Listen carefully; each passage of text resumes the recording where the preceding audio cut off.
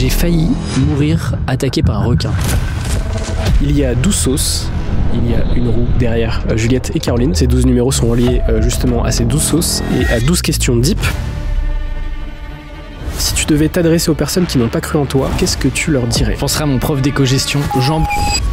C'est quoi ce flash mental? C'est vrai ton Il y a anecdote? un choc mental là. Et son Et mon oncle, prof aussi. ma mère, toutes les semaines, elle me disait alors, t'as des nouveaux clients. Ce concept de solopreneur là qu'on voit partout. En vrai, la réalité, c'est que c'est un truc complètement bullshit. Une fois que t'as débloqué le premier palier qui est en fait j'y vais mais j'ai peur, t'imaginais une montagne énorme alors que finalement c'était juste un tout petit talus. J'ai été embrassée par Pete Doherty, bon c'était dans le coup, c'était pas une galoche, mais devant mon mec. Non mais attends, l'histoire est folle par contre.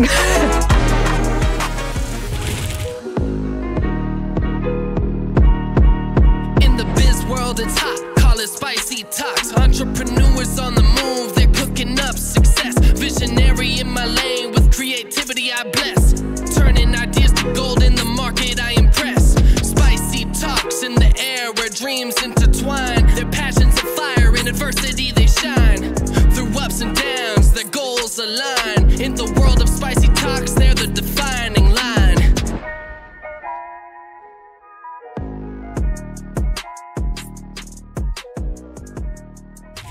Bonjour à toutes et à tous et bienvenue sur Spicy Talk. Je suis très heureux de vous retrouver pour cette deuxième émission. Aujourd'hui, je suis avec 3 nouveaux invités que je vais présenter. Donc à ma gauche, Juliette Cadeau. Salut Juliette, comment tu vas? Salut François, ça va et toi? Ça va super. Je suis très contente de t'avoir sur Spicy Talk. Mais c'est gentil, moi aussi, je suis contente d'être là. Comment te présenter? Queen de la communication. T'as une agence qui s'appelle l'agence Cadeau. Ouais, Là, le vent souffle normalement dans tes cheveux. Alors Queen, je ne dirais pas ça. Non, je suis entrepreneuse dans la communication, effectivement. Ma première entreprise, parce que je suis en train d'avoir plusieurs autres projets là à côté, mais s'appelle Cadeau parce qu'en ayant un nom comme ça, ce sera difficile de pas s'en servir pour ma com. Donc c'est une agence de communication axée sur le contenu digital pour nos clients. Et donc on fait généralement de la stratégie de contenu jusqu'à la production pour les aider à prendre le pouvoir par le contenu. Trop cool. Bah, très heureux de t'avoir sur ce format. Ensuite, Caroline Mignot. Impossible de te présenter, Caroline. Ravie de te revoir, puisqu'on a fait déjà un format à l'ancienne, j'ai envie de dire. Ouais, exactement, il y a quelques années. On s'est rencontrés sur Clubhouse, la grande époque Clubhouse. Depuis, t'as fait énormément de choses. T'as pas mal d'expertise en vrai. Personal branding, communication aussi, marketing forcément, avec ton podcast Marketing Square, qui est une référence en France, très clairement. Donc je suis très très content de t'avoir sur cette deuxième émission. Merci François, tout pareil pour moi. Et ensuite, le meilleur pour la fin. Macho. L'invité de profil. On me surnomme l'invité de profil. Mon avis est un peu biaisé puisque nous vivons dans le même immeuble, Alexis. Ils sont copros. Alexis Minkela, qui est derrière Tribu Indé, un média dédié aux freelance. Premier podcast freelance en France, si je dis pas de bêtises. Bon, on n'est pas nombreux, donc c'est assez facile d'être vite premier, mais ouais, c'est ça, exactement. Et tu as également sorti un livre qui sortira bientôt en audio, puisque tu l'as enregistré il y a quelques jours. Exactement. Donc très cool de t'avoir sur ce format également. Avant de démarrer ce format, un grand merci à Shine, le compte pro en ligne qui simplifie le quotidien des entrepreneurs, qui est le partenaire de cette émission. On est très heureux de les avoir en partenaire pour ces 3 prochaines émissions de Spicy Talk. Ils nous suivent sur le format, sur le concept, et on est très contents justement d'avoir une si belle boîte finalement en partenaire. La première partie que je vais lancer dès maintenant, le Before, c'est parti.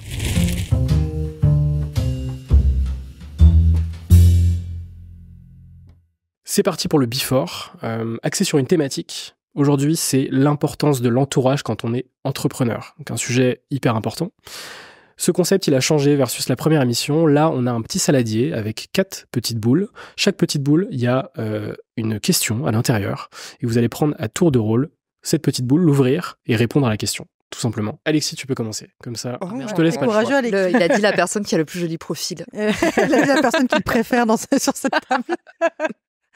Écoutez, je suis tombé sur la meilleure question, forcément. Alexis, merci d'être toi. Continue de profil. Je t'aime très fort. Bisous, François. À quel point c'est important d'être entouré de partenaires qui comprennent tes problématiques d'entrepreneur? Ah, excellent. Bah, surtout que, petit retour d'expérience, moi, ça fait peut-être 3-4 mois que j'en parle un peu plus publiquement, mais moi, depuis que j'ai commencé, avant même, en plus, quand j'étais salarié, j'avais des petits groupes de salariés où on se retrouvait une fois par semaine durant toute l'année, on se faisait un déjeuner avec des gens qui faisaient le même job que moi. Donc à l'époque, moi j'étais content manager. Et donc je rencontrais, et donc c'est comme ça que j'ai rencontré le content manager de chez Alan, de chez Spendesk, de Welcome, etc. Et j'ai voulu reprendre et recréer ce cercle-là quand j'étais en freelance seul. Et donc j'ai toujours eu ces petits groupes. Alors certains appellent ça des masterminds, d'autres appellent ça des groupes de responsabilité, des groupes d'entraide, des pods, effectivement. Ou des amis, tout simplement. Ou juste des amis.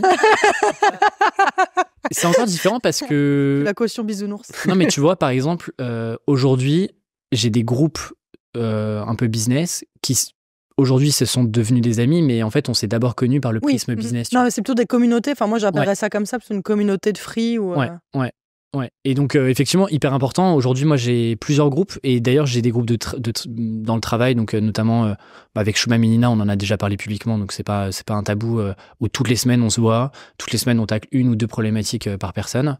Et puis après j'ai commencé à créer ça aussi dans le perso. Donc tu vois, j'ai un groupe sur le sport, notamment la course, qui est un vrai truc pour moi cette année. Et donc ouais, c'est forcément important parce que surtout quand t'es déjà suffisamment avancé. C'est-à-dire que je trouve qu'il y a un truc difficile, c'est quand t'es lancé, que t'as des objectifs assez ambitieux et que tu te retrouves un peu en milieu de course. C'est-à-dire que t'es déjà suffisamment loin de la ligne de départ, mais quand tu vois ton objectif, tu te dis il reste encore un peu de temps, tu vois. Et donc dans ces moments-là, c'est là où souvent tu as tendance à pouvoir abandonner.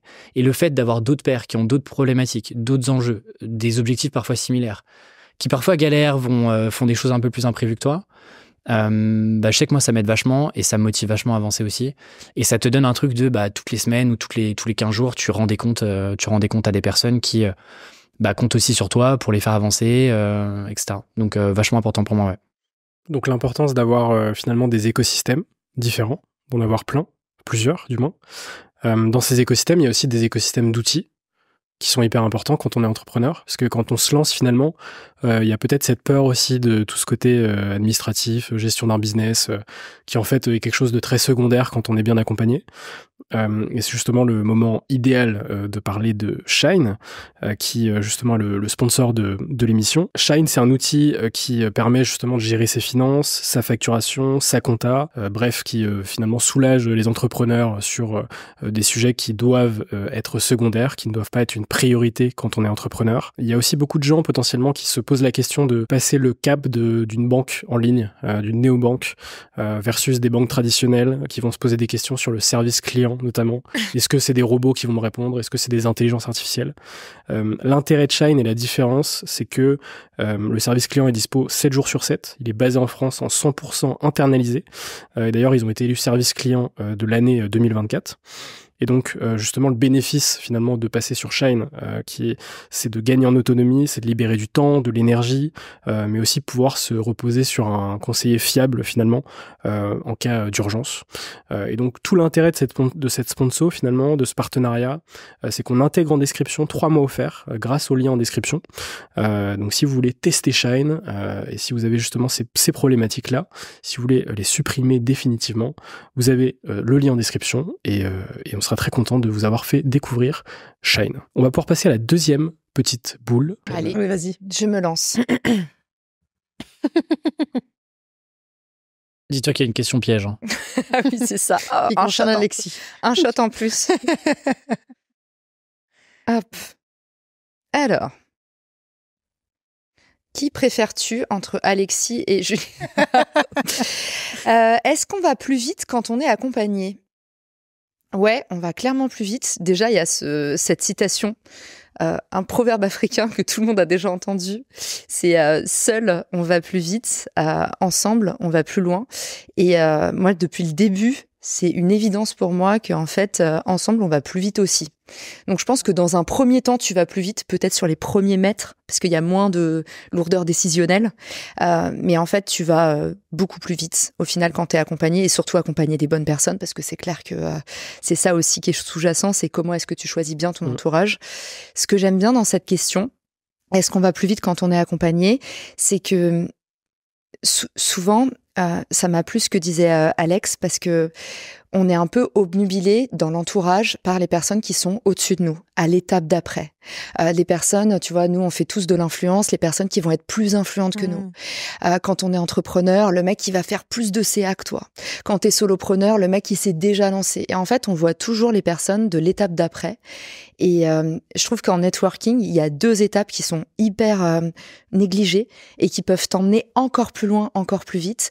C'est pas seulement considérer les gens que tu as envie de côtoyer parce qu'ils sont justement arrivés là où tu veux être, mais c'est aussi faire grandir avec toi les personnes qui sont tes pairs. Donc, c'est ce que dit Alexis, en fait, c'est au même endroit, au même moment. Donc, pas ceux qui sont plus hauts, mais ceux qui sont en train de vivre exactement la même chose. En fait, ça, on y pense peu, mais tu devrais être désireux de rencontrer aussi des gens qui sont pile poil à ton niveau, pas seulement des gens qui sont plus. Et encore plus négligé, tu devrais être soucieux aussi de rencontrer des gens qui sont au niveau en dessous. Et le nombre de fois dans ma vie en networking où on m'a dit oui, pourquoi tu perds ton temps à aider un mec qui cherche un stage ou un truc, et que au final, ça a été les rencontres dans ma vie qui m'ont apporté le plus d'opportunités. Donc je trouve que ça, là-dessus, on a parfois le raisonnement à la française de, tu vois, bien s'entourer, c'est s'entourer de personnes qui sont déjà au-dessus ou à mon niveau au minimum. Et en fait, faut regarder genre ceux qui sont aussi juste en dessous, voire carrément en dessous, parce que tes poulains, c'est aussi des gens qui potentiellement plus tard peuvent t'apporter énormément. Et puis même sur le moment, ça peut être énormément. Exactement. Et c'est Guillaume Maubèche qui dit, et je trouve ça très juste, tu sais que tu as vraiment acquis un savoir-faire quand tu arrives à le transmettre. Donc même le mentorat, hors les contacts, hors le give back que ça peut t'apporter, le fait de transmettre, c'est déjà un don pour toi aussi. Il faut accepter le côté aléatoire des rencontres, tu vois, tout ce côté sérendipité, je sais qu'on en avait déjà discuté ensemble, de se dire que potentiellement des rencontres qu'on n'aura pas forcément prévues vont nous apporter de ouf, que ce soit en termes de business, en termes de plein de choses en fait, parce qu'il n'y a pas que le business aussi, et c'est pour ça que c'est hyper cool. Mais d'ailleurs, là-dessus, je trouve que les gens sont très court-termistes sur la partie réseautage, tu vois. De ouf. Parce qu'en fait, t'entends plein de conseils de non mais je prends pas d'appel, moi je perds pas mon temps, c'est que de la discussion asynchrone, je discute qu'avec des gens en qui je peux tout de suite me dire tiens qu'est-ce que je peux choper, etc. Alors qu'en fait tu vois ce côté poulain, moi j'aime bien me dire, et pas plus tard qu'en venant au studio, j'ai rencontré la fondatrice de Pauline avec qui j'avais échangé alors qu'elle était en train de créer son mémoire, tu vois. Et en fait, il y a plein de gens, tu sais pas à quel point ce qu'ils vont faire dans 5 ans. Et tu vois, c'est intéressant, elle se souvenait, elle m'a remercié, bah voilà, t'as pris du temps à l'époque, c'est cool, etc. Et tu sais jamais ce que ça va devenir. Et je trouve que c'est tu vois, je trouve ça cool de give back aussi, tu vois. Ouais. Parce que, et en tout cas, moi, je parle pour moi. Par exemple, quand j'ai lancé le podcast, et j'étais personne. Tout le monde, enfin, je veux dire, je comprends même pas encore pourquoi les gens, à un moment, se sont dit, bah, ok, on va passer dans ton podcast, ça va être sympa, etc. Donc moi, j'ai toujours ce truc-là où, oui, c'est vrai qu'on est de plus en plus sollicité, on a toujours plein de trucs à faire, mais je trouve ça cool de se dégager du temps pour se dire, ok, en fait, j'y vais pas en calculant un truc de, attends, je vais choper un partenariat, ça va être, il faut que je fasse copain avec cette personne-là, etc. Je trouve que c'est cool aussi, tu vois. C'est ça aussi, et ça revient à ce que tu disais sur, en fait, il peut y avoir des choses cool qui peuvent émerger de ça.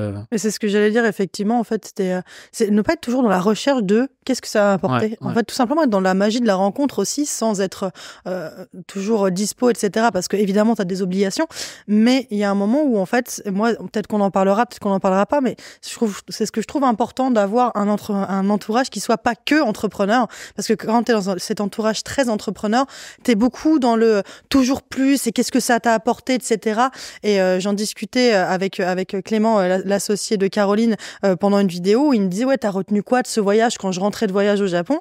Et je disais mais en fait, est-ce qu'on peut sortir un petit peu de cette recherche constante d'avoir des choses à partager sur ce que tu vis quand t'es entrepreneur et des leçons et de ce que ça m'a appris? Non, en fait, j'ai juste kiffé mon voyage, ça m'a pas forcément appris grand-chose, à part que je kiffe, quoi, c'est tout. Et je trouve ça chouette aussi de redescendre un tout petit peu aussi de ce côté très entrepreneuriat où quand tu bouffes entrepreneuriat, quand tu dors entrepreneuriat, t'es un peu toujours dans cette recherche de qu'est-ce que ça va t'apporter. Finalement, en fait, tout ne peut pas t'apporter quelque chose et c'est tant mieux. Et sur la profondeur du lien, moi, ça me parle ce que tu dis aussi, parce que tu vois, du côté de cette fondatrice, le moment où elle se lance et elle échange avec toi, tu t'es pas senti tout de suite mis à poil. Et je trouve que là où aussi, souvent, on fait mal du networking, c'est qu'en fait, les gens, quand il y a un enjeu, ils savent pas se retenir. Ils savent pas attendre que la relation soit créée.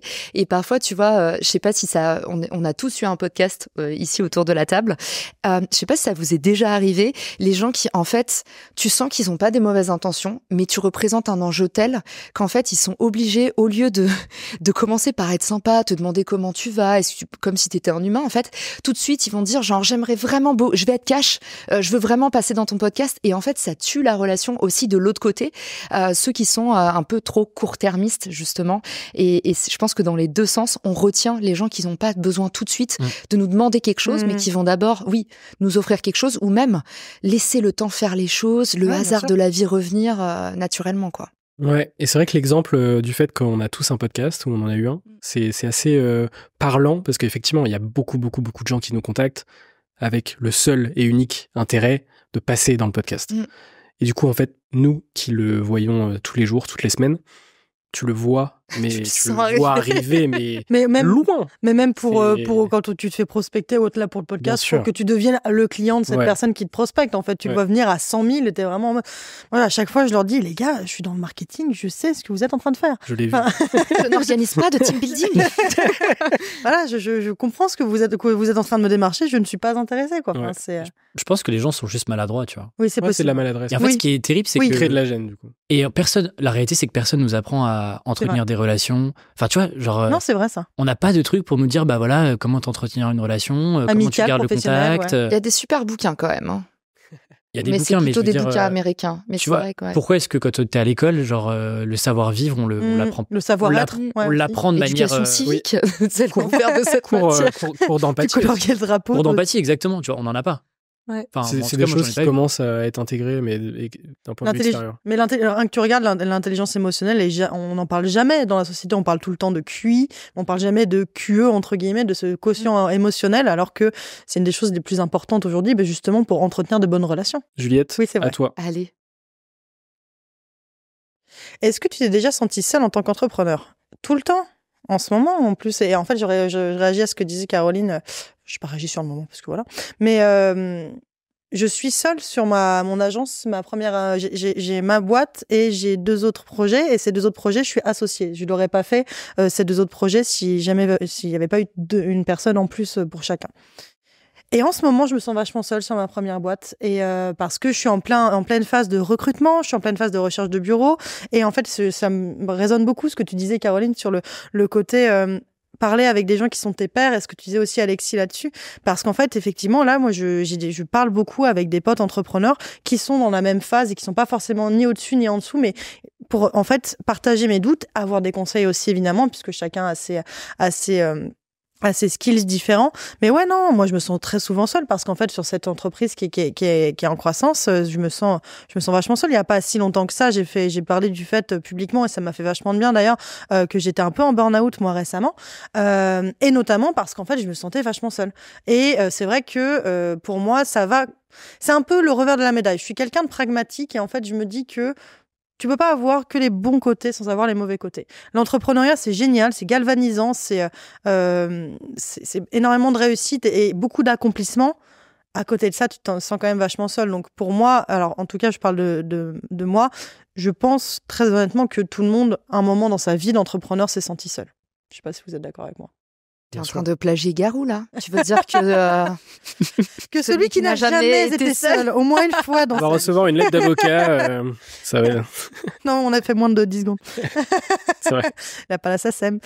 Donc ouais, non, moi, je pense qu'on a tous eu un moment où on s'est senti seul, que ce soit... Je sais pas si vous aussi, vous avez été dans cette configuration de passer de micro à société. Moi, c'était mon cas aussi. Pareil, hyper seul.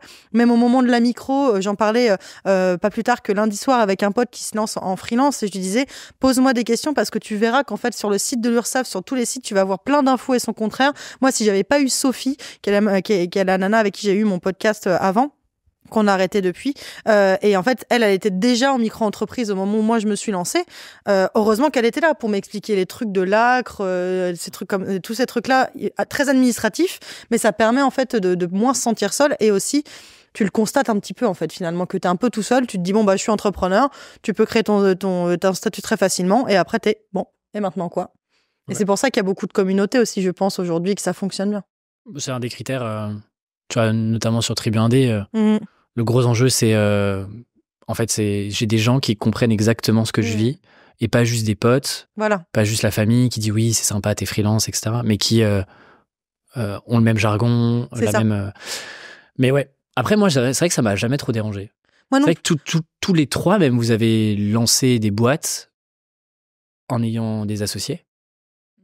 Là où moi, c'est vrai que ça n'a jamais été un truc. Et plus le temps passe, plus j'ai l'impression de verrouiller la porte, quoi. Ouais. En tout cas, sur Tribu Indé, peut-être comme toi, tu vois, je sais pas si c'était facile de faire venir des associés sur l'agence, mais Moi, j'ai toujours eu la chance d'être quelqu'un de très entouré. J'ai beaucoup d'amis. Il y a des amis que j'ai depuis la maternelle, le lycée, etc. Depuis très longtemps. J'ai jamais eu de difficulté à me faire des amis. J'ai mon mec que j'ai depuis 7 ans aussi. Et en fait, il y a presque aucune de ces personnes qui est dans l'entrepreneuriat. Donc, en fait, je suis pas seule d'un point de vue soutien moral, mais d'un point de vue compréhension. Ouais. C'est là où je me sentais très seule. Et en fait, là où moi, j'ai l'avantage d'avoir Mélissa, donc Mélissa Osmani, qui est l'associée sur ma seconde boîte, donc qui est sur plutôt de la formation parce qu'on a un bootcamp LinkedIn. Et avec elle, je sais que là, vraiment, elle me comprend, en fait. Donc, tous ces trucs, dès qu'il y a eu des problèmes de pricing, de machin. Et en plus, le gros avantage, c'est qu'avec Mélissa, on fait le même job. On s'est connus parce qu'on était concurrentes à la base et qu'on est devenus potes. Et donc, c'est ultra avantageux parce qu'en fait, ne serait-ce qu'en termes de pricing, je peux tout lui dire, en fait. Et ça, c'est vraiment chouette d'avoir quelqu'un qui comprend exactement ce que je fais, que ce soit dans le fond ou dans la forme. Mais c'est d'ailleurs ce concept de solopreneur là qu'on voit partout. En vrai, la réalité, c'est que c'est un truc complètement bullshit, tu vois. Mais les gens ne sont jamais seuls. Parce que personne n'est seul. Les solopreneurs, en fait, ils externalisent. Et d'ailleurs, comme tous les entrepreneurs. Et d'ailleurs, je me dis, moi, je bosserais pour des gens qui vendent du solopreneuriat. Je me dirais, mais attends, en fait, t'oublies quand même qu'il y a une partie de ta réussite qui est quand même liée à ce que moi je fais en tant que, certes, prestataire de l'ombre, mais en fait, sans moi, tu fais pas tourner une boîte, tu vois. Et donc, pour moi, soit t'es freelance et c'est très bien. Et donc là, tu peux te permettre, parce que tu as une structure de coûts et tu as une structure de business qui te permet juste de gérer tes prestats tout seul. Mais quand tu passes, où tu essayes de décorréler ton temps, de tes revenus, etc., le soloprenariat dont on entend parler, en vrai, factuellement, il n'existe pas vraiment, tu vois. Il y a quand même une tendance des mecs qui vont lancer des SASU, qui veulent pas avoir d'associés et qui disent en fait aujourd'hui il y a eu tellement de galères de cofondateurs. Je pense qu'on fait partie, en tout cas il y a 3 ans, nous quand on s'est lancé et on s'est lancé à peu près au même moment tous les deux, je me souviens. En fait à ce moment-là tout le monde nous disait attention avec les associés et tout. Et au même moment il y a eu justement la hype du soloprenariat qui vient clairement des États-Unis. Hein, on n'a rien inventé. Mais du coup à ce moment-là les gens se sont dit j'ai pas envie de m'associer et j'ai pas envie de faire un pacte d'associés. J'ai pas envie de mettre des milliers d'euros pour faire confiance à quelqu'un, en fait, je veux tout sous-traiter. Et je pense que c'est un stigmate de ça. Et je suis d'accord avec toi, le soloprenariat veut pas dire je suis seule dans mon business, dans aucun cas. Mais en tout cas, il y a de plus en plus de gens qui veulent pas d'associés. À tort ou à raison d'ailleurs. Moi, je sais que j'ai jamais eu de galère d'associés, mais c'est ma phobie absolue parce que, effectivement, je crois que c'est la cause d'échec numéro 1 des boîtes. Bah, moi, le c'est premier, le désalignement des founders. Moi, j'ai vu dans des boîtes dans lesquelles j'ai été ce qui s'est passé, tu vois. Et je pense que ça m'a peut-être vacciné de ce truc-là. C'est peut-être pas une bonne idée, tu vois, mais c'est vrai que moi, j'ai jamais voulu avoir d'associé sur Tribu Indé. Mais les gens s'associaient trop vite aussi. Ouais. Tu vois, à notre époque, en tout cas, c'était en mode, t'as besoin d'un dev, tu lui files 15% départ, le mec, il a pas encore montré. Enfin, vraiment, avant The Family, c'était l'entrepreneuriat, c'était ça. C'est en fait, s'il y a quelqu'un qui te fait confiance, faut direct filer de l'equity. Et je pense qu'en fait, comme d'habitude, ça se polarise avant qu'on trouve un juste milieu. Ouais, exactement. Surtout que quand tu prends une ou un associé, il faut avoir une vision long terme. Bien sûr. Et justement, exactement. Et des valeurs communes aussi, c'est surtout ça. On en avait discuté avec Mélissa, on avait fait un live, pas exactement là-dessus, mais ça avait fini où les gens nous posaient des questions sur comment trouver un associé. On leur disait, mais malheureusement, ça se trouve difficilement. En fait, ça se tombe un peu dessus, comme un mariage, comme un couple, parce que c'est pas forcément que avoir un but commun entre complémentarité de compétences. Exactement. Etc. C'est aussi des valeurs communes et une entente parce que, comme le dit Caroline, une association, c'est un couple, hein, donc tu as intérêt d'en prendre soin. C'est pour ça, le mieux, c'est de commencer comme un couple, c'est de commencer à tâter le terrain avant et bosser en mode no string attached. Elle fait la promotion du couple libre. Non, mais pour le coup, la meilleure association, c'est commencer, Clément et moi, en fait, de base, c'était, en fait, il a pas eu d'autre choix, il avait pas de studio à Paris. Il me dit, en fait, Caro, là, j'ai booké plein de client, j'ai pas de studio à Paris, je peux aller chez toi. Et en fait, quand j'ai vu que c'était un bonheur de bosser avec lui, j'étais à la fois sa cliente, je suis devenue sa partenaire. Et en fait, quand on a vu que ça cliquait, on était là, ok, on monte une boîte. Et je trouve mais que vous aviez validé Le fait qu'il y avait une entente, ça marchait bien, Ouais. chacun avait sa Petit zone de à petit, tu vois, compétence. j'ai été sa Ouais. cliente, après Ouais. j'ai été son partenaire, et c'est ce qu'a fait Juliette aussi avec Ah, Mélissa. Avec Mélissa et avec Nial, mon autre associé, c'est pareil. Il m'a appelé, il m'a dit, on a fait connaissance, etc. Il m'a appelé, il m'a dit, écoute, j'ai besoin d'une stratège en com sur un client. On bosse ensemble sur un atelier. On découvre un fit incroyable et amical et professionnel. Et en plus derrière, là, on a signé de plus en plus de clients. Et là, on s'est dit, bon bah du coup, on va monter le truc en fait, tu vois. Et donc parce T'as que pas eu de crush, toi? Ah, j'en ai eu des crushs, tu sais. Caroline. Raconte pas. Non, Non, par en face contre, de lui. moi j'ai des crushs. Ah oui, il a déménagé à bromance. cause de ça, François, Mais oui, c'est apparemment. la- Ouais, exactement, on a failli s'associer, mais- Spicy talk. Après, si je peux me permettre, j'ai pris un peu de hauteur. Gardons Non, la- bah, moi mes crushs, ils sont par exemple 80 à 90%. Ouais, j'essaie de faire mon vrai calcul. Tu vois, Je croyais histoire qu'il y en d'être avait 80, j'étais là, putain, boulimique le mec. Non, 90% des personnes qui bossent de près ou de loin avec Tribu Indé sont des personnes qui ont d'abord été clientes, par exemple, de Tribu Indé, à un moment ou à un autre. Individuel, bootcamp, d'autres programmes, Trop etc. bien d'ailleurs, tu crées une boucle de valeur. Et moi, ça me permet de... En fait, inconsciemment, je les ai aussi testés comme ça, tu vois. Mm. Leur savoir-vivre, comment Nina est-ce que... fait pareil, hein. Bah, Elle bien sûr. recrute les nanas de son bout. Des alumni, c'est Tu beau. sais, certains diraient que c'est un Ponzi, hein, cette histoire. Hein, mais- Ouais, hyper intéressant. Nous, la particularité avec Mehdi, mon associé, c'est qu'on a commencé à bosser ensemble en 2018. On était dans la même promo. Et en fait, on a créé une boîte en 2022, donc 4 ans après, de tests. Ah ouais, Pas, tu fais pas confiance facilement. Et il aurait lâché son 06 au bout de 2 ans. Raconte l'histoire. Et j'ai appris son nom de famille il y a quelques jours, là, c'est fou. Effectivement. Il me reste une petite boule. Hop. Il a un sacré profil, Alexis. Qui préfères-tu entre Alexis, Caroline et Juliette? Qui est le moins bien habillé à table? Déléguer à des partenaires clés, c'est se libérer de la charge mentale, vrai ou faux? Moi, je pense que vrai, à partir du moment où finalement il y a une vraie osmose avec le partenaire. Mais je pense qu'au début d'une relation avec un partenaire, donc là par exemple c'est quelqu'un qui va, je sais pas, te faire tes extraits pour tes réseaux sociaux, etc. Il y a une charge mentale sur est-ce que la personne va performer, charge mentale sur la vérification des formats, etc.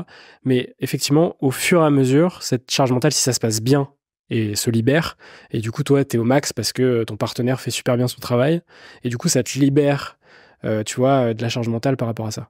Mais effectivement, il y a un sujet où si ça se passe mal, ça t'en rajoute. Donc l'idée, c'est plutôt, comme une association, trouver les bons partenaires, les bons prestataires, qui vont te permettre finalement de libérer la charge mentale pour d'autres sujets, parce qu'on en a toujours, évidemment. Vous en pensez quoi?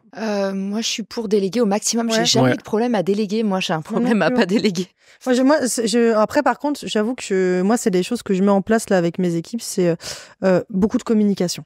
En fait, et c'est ce que je leur dis à chaque fois, c'est que vous me dérangez pas. Je préfère que vous me posiez une question qui vous paraît bête, plutôt que de rester dans le flou j'ai cru. et que finalement ça n'avance pas, etc. Moi, c'est le seul truc sur lequel je suis exigeante. Je leur ai dit, j'ai pas beaucoup d'exigeantes. Vous travaillez quand vous voulez. Bon, à part quand ce sera les salariés, ce sera autre chose parce que c'est du droit du travail. Mais par rapport à des partenaires à qui je délègue, je leur dis en fait que tu travailles la nuit ou le matin, je m'en fiche tant que le travail est fait dans les temps, il y a aucun problème. Je fais en revanche le seul truc sur lequel je suis exigeanteux, c'est la proactivité.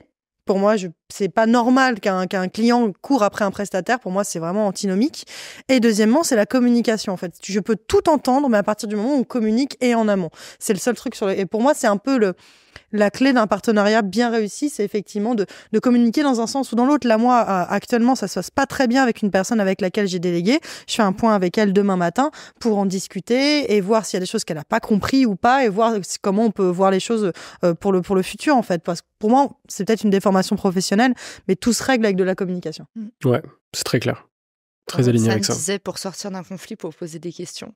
C'est tellement vrai. Et Comme je pour trouve, tout, en soi. Est-ce que tu joues au jeu des citations depuis tout à l'heure? Non.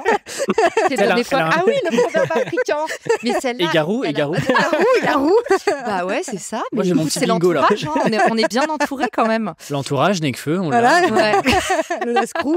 Mais tu vois, sur la partie délégation, en vrai, moi, j'ai mis beaucoup de temps à déléguer, ouais. Je pense que c'est mon côté Parce contrôle que- fric. Oui, toi, tu Oui. aimes Donc bien là, je vais me les- faire juger. Alors attention, parce que je vais me faire juger par Caroline. Je ne dirai rien. Toi, Maintenant vraiment. que vous m'avez traité de carte postale, je vais me venger. Ça m'étonne pas parce que toi, tu es très pointilleux, tu as le sens du détail et un de mes associés est comme toi. Et du coup, c'est les profils qui ont du mal à déléguer parce qu'en fait, tu vas voir toutes les petites choses et tout. Ouais, il y a ça. Et du coup, effectivement, je pense que je suis pas chiant, mais du coup, je me dis que les personnes qui bossent avec moi, oh là, attention. Non, mais du coup, augmente, je pense, Il y a leur beaucoup exigence pour, pour de futurs collabs, quoi. Donc, c'est très bien. Exactement. Mais tu vois, il y a ce truc, moi, la charge mentale, je l'ai surtout sur l'implication. Je m'explique. En gros, ok, tu délègues, mais la réalité, c'est que la personne, elle sera jamais autant impliquée que toi parce que c'est pas sa boîte, tu vois. Et je pense qu'il faut être Je honnête veux pas avec lui ça. demander. Exactement. C'est pas son taf. Mais parfois, tu as envie de déléguer des trucs qui sont, tu vois, moi je distingue ce que j'appelle le build et puis la partie run. C'est-à-dire le build, c'est qu'est-ce qui permet d'aller chercher l'étape d'après demain. Et le run, c'est ce dont on a besoin pour faire tourner la boîte. Et dans le run, il y a parfois des trucs un peu stratégiques, tu vois. Tu parlais par exemple, je sais pas, faire des extraits, bien monter un épisode de podcast qui va faire des milliers de vues, etc. Bah, du coup, parfois, tu vois, moi j'ai quand même encore cette charge mentale de me dire, ok, est-ce que c'est quand même bien fait? Est-ce que je contrôlerai pas? Ouais. Et donc, j'essaye de sortir ça progressivement. Mais du coup, moi, j'ai du mal à faire confiance très vite, tu vois, même sur des personnes que je connais déjà depuis un certain temps, qui bossent avec moi depuis un moment déjà, quoi. Mais effectivement, moi, j'avais retenu une phrase qui m'a vachement aidé à déléguer parce que j'ai quand même un côté assez contrôle fric. C'est que il faut accepter que les choses seront pas faites comme toi, tu veux exactement qu'elles soient faites. Et ça, j'ai du C'est mal, ouais. compliqué. Et moi, j'avoue que c'est cette phrase-là que je me mets en tête et je suis d'accord avec toi aussi sur le fait de pas trop en attendre non plus. Moi, ça m'arrive, ma content manager, quand on rend des stratégies ensemble, etc., où je la vois bosser jusqu'à tard, je lui fais, mais par contre, en fait, toi, tu vas te coucher, s'il y a quelqu'un qui doit finir tard, c'est moi, c'est pas ta boîte, c'est la mienne. Et ça, pour moi, c'est important aussi de mettre cette relation de confiance. Moi, mes prestats, ils savent à combien je facture le client, combien je marge et donc combien ils touchent, etc. Pour moi, c'est important aussi pour avoir même fidéliser aussi ses prestataires parce qu'on parle tout le temps de fidéliser ses clients, on parle rarement de fidéliser ses prestataires et c'est hyper important aussi. Exactement. Parce que plus tu fidélises, plus ça dure dans le temps, plus c'est facile ensuite, puisqu'il connaît tous tes process, etc. Puis ça devient effectivement des éléments clés de ton business, quoi. Est-ce qu'on passerait pas à la Spicy Wheel? Oh mon Dieu. C'était traîné. Ah, mon Dieu. Moi, j'avais une citation là. J'avais une citation en réserve. Car on sent la citation. En vrai, je peux te faire un couplet de ce que tu veux, là. Le setup va un peu changer et on passe tout de suite à la Spicy Wheel.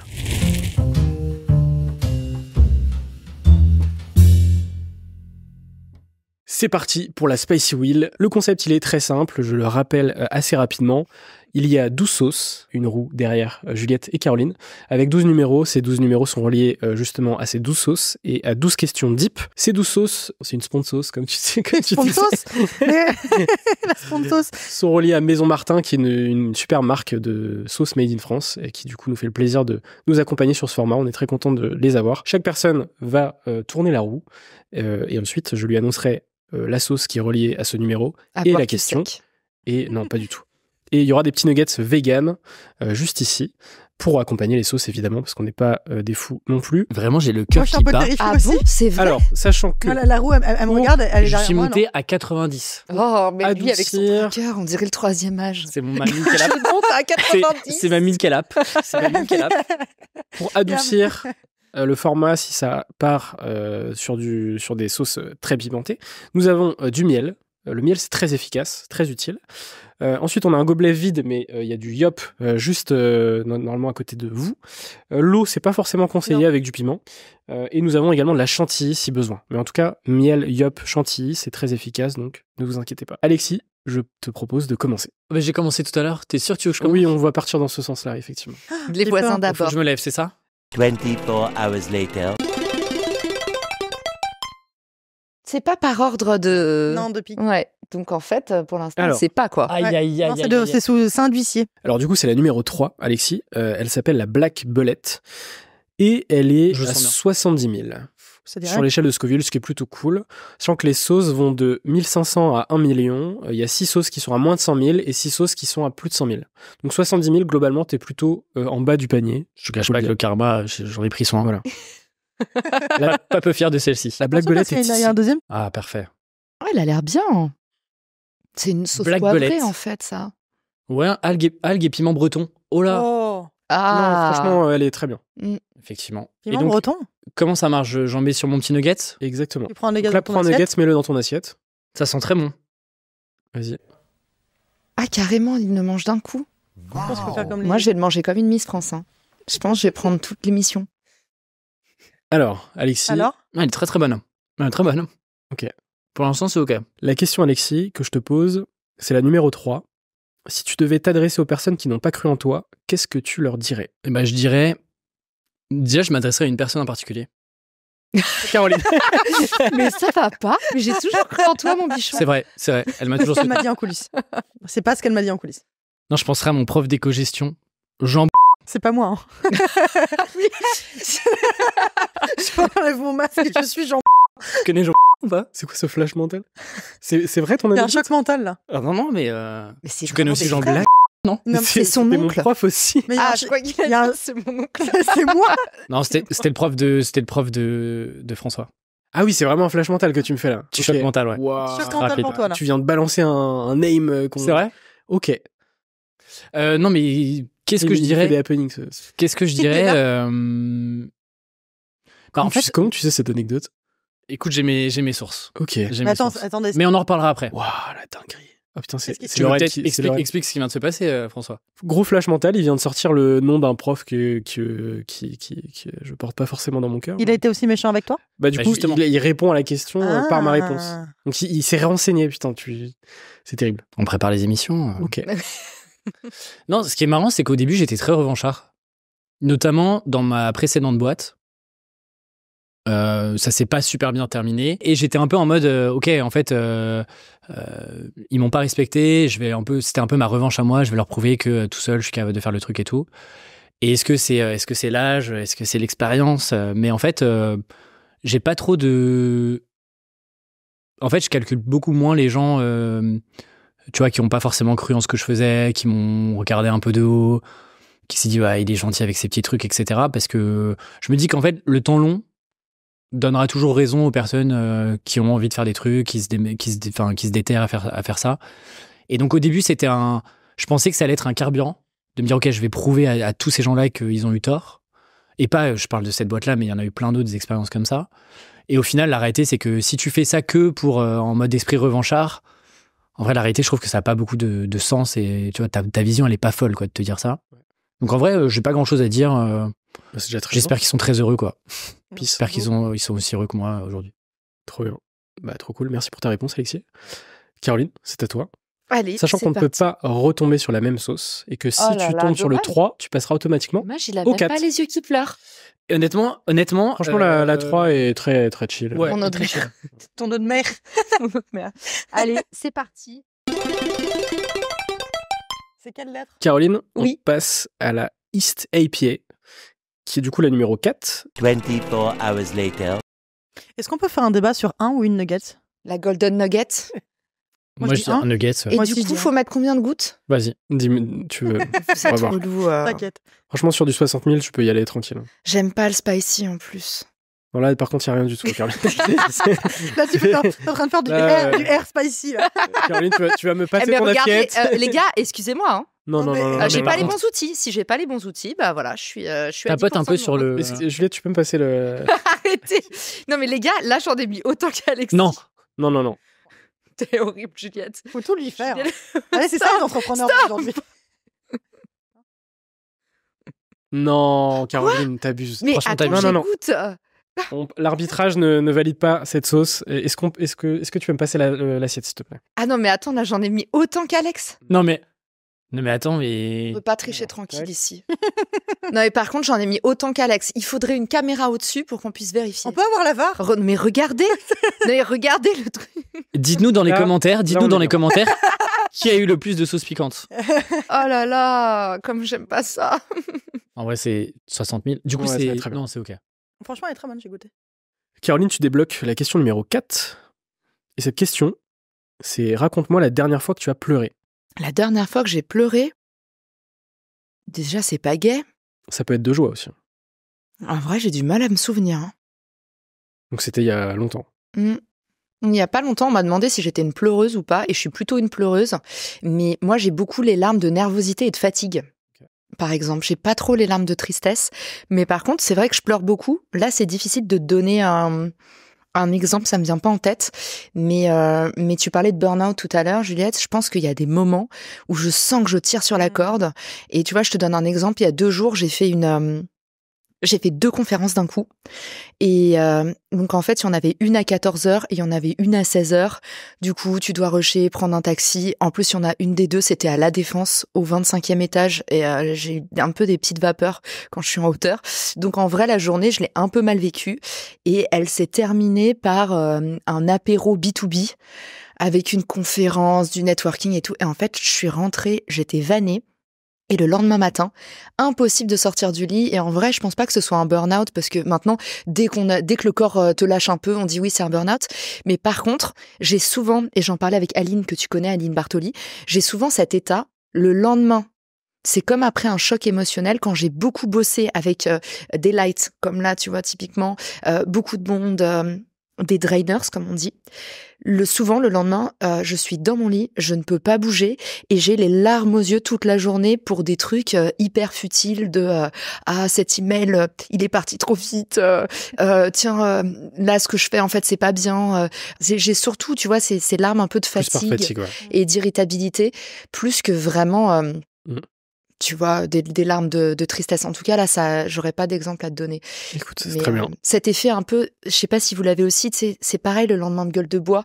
Parfois, le lendemain de gueule de bois, tu te dis, je suis qu'une merde et t'es pas bien dans ta peau. Bah, j'ai ça le lendemain d'une journée, où j'ai trop tiré sur la corde. Ok, bah, merci pour ta réponse. Bon, pour devant les toi, films. Juliette. One eternity later. Je dis aussi de la guacamole. Oh non. Et la Noël. Alors, la 9, du coup, c'est la boujulet. C'est une sauce qui est à 60 000 aussi. Donc, on est vraiment sur des petites sauces, pour le coup. Facile. Alors, Tu vas attends, pouvoir faut prendre la que j'ai 6. Voilà, là, on parle. Ouais. Dans tous les sens, ton truc. Les derniers mots de Juliette. Non, j'ai goûté l'autre en plus, comme ça, c'est franchement. Ah ouais? Ça 60 000, c'est pareil, ça va. Juliette, tu débloques la question numéro 9. Ouais. Est-ce que les attentes de ton entourage sur la réussite de ton business ont un impact sur toi?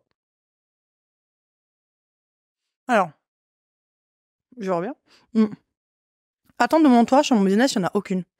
C'est-à-dire que la plupart des personnes de mon entourage ne savent pas exactement ce que je fais parce qu'ils ne sont pas du tout ni dans la com, ni dans le business, etc. Mais les attentes que j'avais étant petite sur moi ont un impact sur mon business aujourd'hui.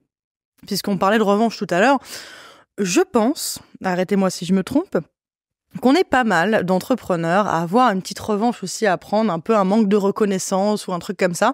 Je fais partie de ces gamins-là qui ont eu pas beaucoup de reconnaissance, etc., côté un peu descendu étant enfant. Et donc, je pense que ça a eu un impact aujourd'hui sur la manière dont je travaille, dont je mène mon business, de mon ambition, etc. Donc, mes attentes actuelles de mon entourage, mais mon entourage est très fier de moi. Ils n'ont pas d'attente particulière, en fait. Personne n'attend après moi ou autre. C'est juste, ils sont juste fiers de moi. Ils veulent voir jusqu'où je vais aller, mais sans aucune attente. Et je sais que si demain j'arrête tout pour élever des chefs dans le Larzac, ils seront ok aussi, tu vois. Ils préféreraient, c'est moins dangereux. Ouais, exactement. Mais non, moi, ni mes parents, ni mon mec, ni mes potes n'ont d'attente particulière. En fait, je sais pas vous, mais il y a personne qui a des attentes particulières. Mais par contre, je pense qu'effectivement, les attentes qu'on avait sur moi étant gamine, la pression qu'on m'a mis fait qu'aujourd'hui, ou qu'on m'a pas mis, ou quand on me déconsidérait, a fait aujourd'hui la personne que je suis de toute façon. Je pense pour Il y a un truc qui est dur, c'est même s'ils n'ont pas d'attente, il y a souvent la question, en tout cas moi je l'ai beaucoup eu sur ma première boîte, celle qui a eu le plus de mal à décoller parce que c'était le tout début, c'est en fait ma mère toutes les semaines, elle me disait alors t'as des nouveaux clients, alors le revenu, le truc, et j'ai beaucoup d'amis qui commencent dans l'entrepreneuriat qui souffrent de alors comment ça va, alors, et tu sais toutes les 3 semaines, alors qu'on sait qu'une boîte, à part les histoires qu'on entend sur LinkedIn, mais une boîte ça met du temps, c'est le temps long, c'est tu signes un client, puis 2, puis après, si tu as de la chance, ça s'accélère. Mais en tout cas, Moi, je connais beaucoup d'entrepreneurs et j'en fais partie. Sur les premières boîtes, j'ai souffert des proches qui se rendaient pas compte de la difficulté et qui étaient là en mode alors, tu gagnes combien, tu te payes combien, t'as pas levé des fonds, tu vois, qui te demandent en fait. Quand t'es en CDI, personne te demande ton salaire. Quand tu te lances dans l'entrepreneuriat, les gens sont tous là, ils veulent savoir combien tu gagnes, combien t'as de clients, Il y a un combien truc un tu peu fais de mystique en revenus. même temps, je pense. Ouais. Il y a un truc un peu... Parce que les gens projettent. En vrai, je pense que. En fait, tu peux le voir des deux côtés. Soit t'as un côté de petite pression, soit t'as une naïveté des gens qui est gentille. Tu vois, c'est pas méchant de dire ça, mais de dire, bah en fait, ils ont envie que tu réussisses. Et du coup, ils te posent peut-être trop vite ce genre de questions-là parce que eux-mêmes, en fait, vivent pas le truc et donc se disent, bah en fait, ça doit pas être très compliqué. Tu dois trouver un client, tu factures, tu gagnes ta vie. Exactement. C'est aussi de relier à leurs inquiétudes. Ouais, voilà. Donc, Je parlais de projection, c'est peut-être aussi. Ouais. ça, Ouais. C'est pas forcément des attentes, c'est plutôt des inquiétudes en fait. Et bien, Moi, j'ai failli pas avoir le bac. Donc Ah, c'est à François. Hop. T'as failli pas avoir le bac. Ouais, parce que Le bac S. en fait, j'ai voulu ne pas passer le bac. Yes, il a eu. Yes. Bah, c'était Il a yes. le bac maman. Non, c'est parce qu'en gros, pour la petite histoire, je me suis cassé le pied 2 mois avant le bac. Ils sont tous les deux. Hein. Et donc, j'ai dit à mes parents, je me suis cassé le pied, la vie veut pas de moi, et donc je passerai pas le bac. Ok, je préfère QB. Voilà. Et donc, j'ai fait ma crise d'ado, mais Excusez-moi, les amis. peut-être au pire moment. Bref, excuse-moi, Oui, on en parlera après. Oui, pardon. Je me disais pourquoi ils n'apportent pas une petite bière. One eternity later. Numéro 2. Sache, François, que moi, je voulais pas que tu... Vraiment, la 5, c'était parfait, etc. hein. Alors, la 2, ça va en vrai. La 2, c'est la Sirocco. Elle est à 80 000. Mais attends, mais on est très OK, là. hein. Ouais. Ouais, le truc, c'est que Mais attention, derrière, parce qu'il y on a un n'aura pas le deuxième choix. tour. Ouais. Comment ça, on n'aura pas le choix? Bah, ça élimine les chiffres au fur et à mesure. C'est-à-dire que là, on pourra plus tomber ni sur le 2 ni sur le 9. Sirocco, on est sur une petite Ah, je pensais que sauce, c'est par round, enfin, par... Ah, donc là, c'est mort, là, on peut plus tomber Oui. sur cela. Non. Exactement. Ah oui, donc là, il reste... Oui, OK. Attends. Les anecdotes, on va tous être en mode ah ben. Mais donc, attends, c'est le meilleur plan d'être passé en premier. Hmm. Nous deux, on est bien. Ouais, tu Hmm. Attention, le karma peut te rattraper. Je te cache pas que... Bon, là, je suis assez tranquille. C'est je pense. léger, hein. Moi, j'aime bien cette. Caroline, t'abuses. Je découvre la spawn sauce et j'ai envie de les acheter du coup. Elles sont vraiment cool. Ça fonctionne. Mais c'est vrai qu'elles sont, honnêtement, c'est très bon. J'ai hâte de tester celles-ci. J'espère qu'elles sont pas piégées. Il y a pas d'eau de mer. Tu veux qu'on te pose la question ou tu vas te l'auto-poser? Je vais me l'auto-poser. Celle-là, il est très fort, tu vois. Je veux bien un petit... S'il te plaît. Les nuggets sont très bons aussi, il faut le dire. Oui, c'est vrai. Ouais. Sa deuxième question, c'est qu'est-ce que tu fais face à tes peurs? Hmm. En vrai, moi, face à mes peurs, généralement, j'ai tendance à... Elle est un peu forte, en vrai. C'est trop bizarre. Ça Mais me l'autre régale de partie de la regarder. nuggets va t'aider. Parce que Ouais. tu vois, c'est... Ah, c'est vrai que c'est intelligent ouais, ça. bien sûr, ça absorbe. Moi, je commence par le côté le plus imbibé. Comme ça, je sais qu'après...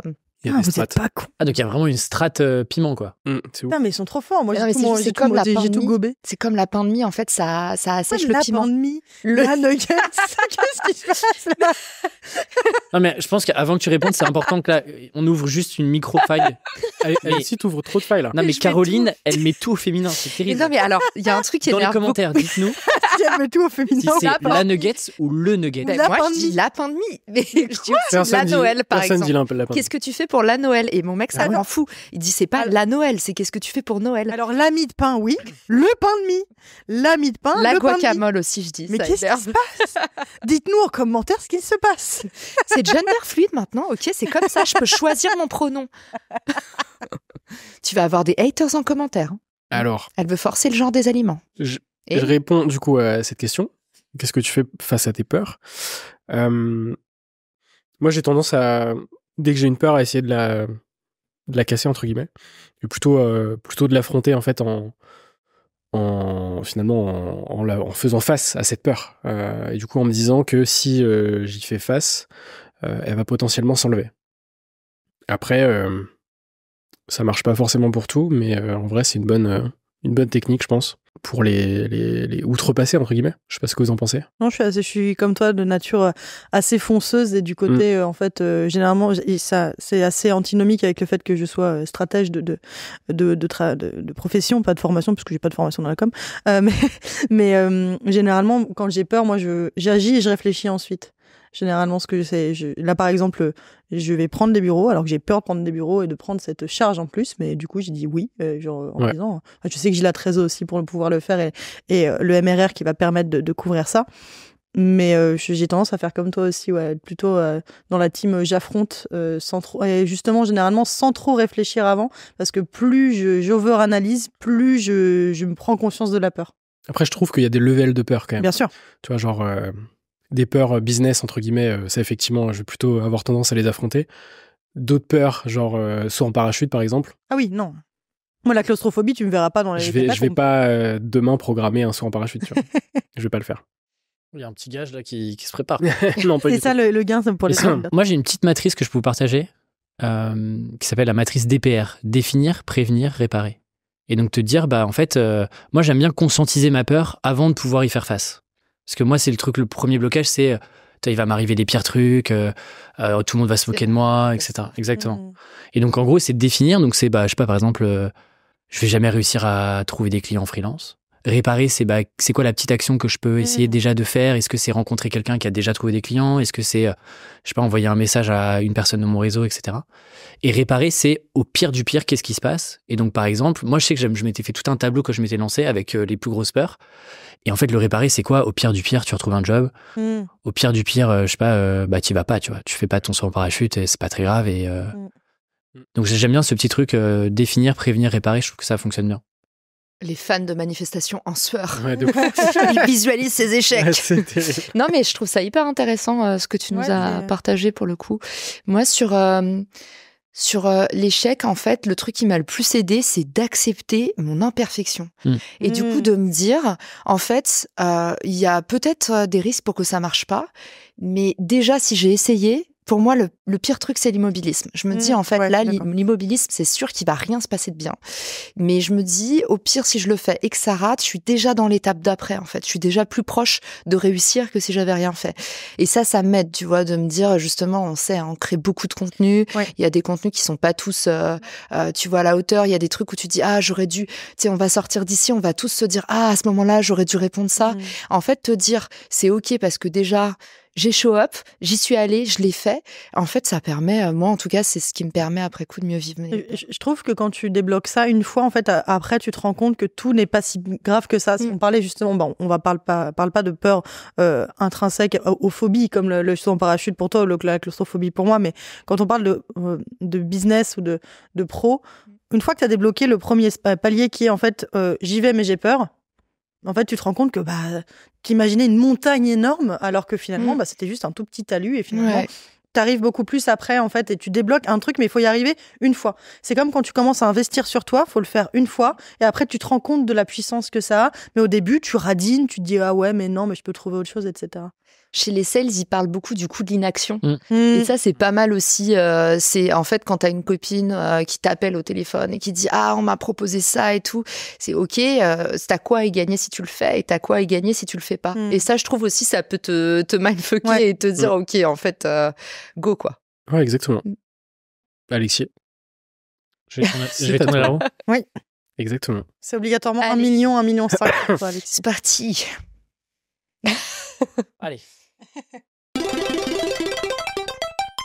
Oh non, c'était celle de tout. La 5, on l'a déjà eu ou pas? Non, on l'a pas eu. Non, parce que t'as retourné finalement. Exactement. C'est la Mistral. Et Alexis, t'as vraiment beaucoup de chance. C'est la 15 000. Oh là là. Waouh. Je suis un peu déçu. Je peux tester, je peux me... En vrai, oui. Je vais affronter ma peur. Oh, c'est beau. Il est passé par la main. C'est beau. Il a analysé. Qu'est-ce que je peux... Est-ce que j'ai le droit de choisir? Exactement. Il fait un harakiri en direct. Ouais, j'adore. Franchement, sur le deuxième tour, on peut t'autoriser. Ça va finir en mode les reines du shopping, cette dans les émission. 3 les plus puissantes, Choisis ta sauce. Enfin, je vais pas te les donner d'ailleurs. En vrai, celle-là, elle me chauffe bien. Armageddon, je me dis. En vrai, en plus, c'est une édition limitée, je me dis ça. Allons-y. Elle est à 500 000 celle-là. Ouf. Trop tard, t'as touché, t'achètes. Allez. Alexis, on est tous derrière toi.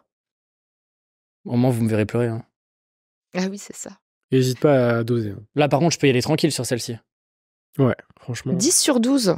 Non, regarde. Ça, c'est vraiment piment, par contre, tu vois. Oh là là, ça, c'est vraiment piment. Ouh la vache, ouais. Ouais, 10 sur 12. Pourquoi tu te marres? Ça pique un peu. Ça me fait rire, c'est tout. La situation me fait rire. Non, mais moi, je veux qu'on Et donc ça, salue c'est- le courage d'Alexis. quand même. Oui, c'est vrai. Exactement. 500 000, c'est, il en reste combien au-dessus après? 2. Là, c'est bon là où il faut en mettre plus? Un peu plus. Ça compte pas quand c'est sur l'assiette. Hein. Là, je pense que t'es pas mal. C'est Ah, bon. j'ai chaud là. Regarde, ça c'est pour Caroline, ça. Chez. Je vais tellement m'en vouloir s'il doit quitter le plateau pour aller vomir. En plus, t'as pas fait la technique de garder une Mais fin de prends- nuggets, mais t'auras le droit de pas prendre une autre idée. nugget, je pense. Oh putain, elle attaque.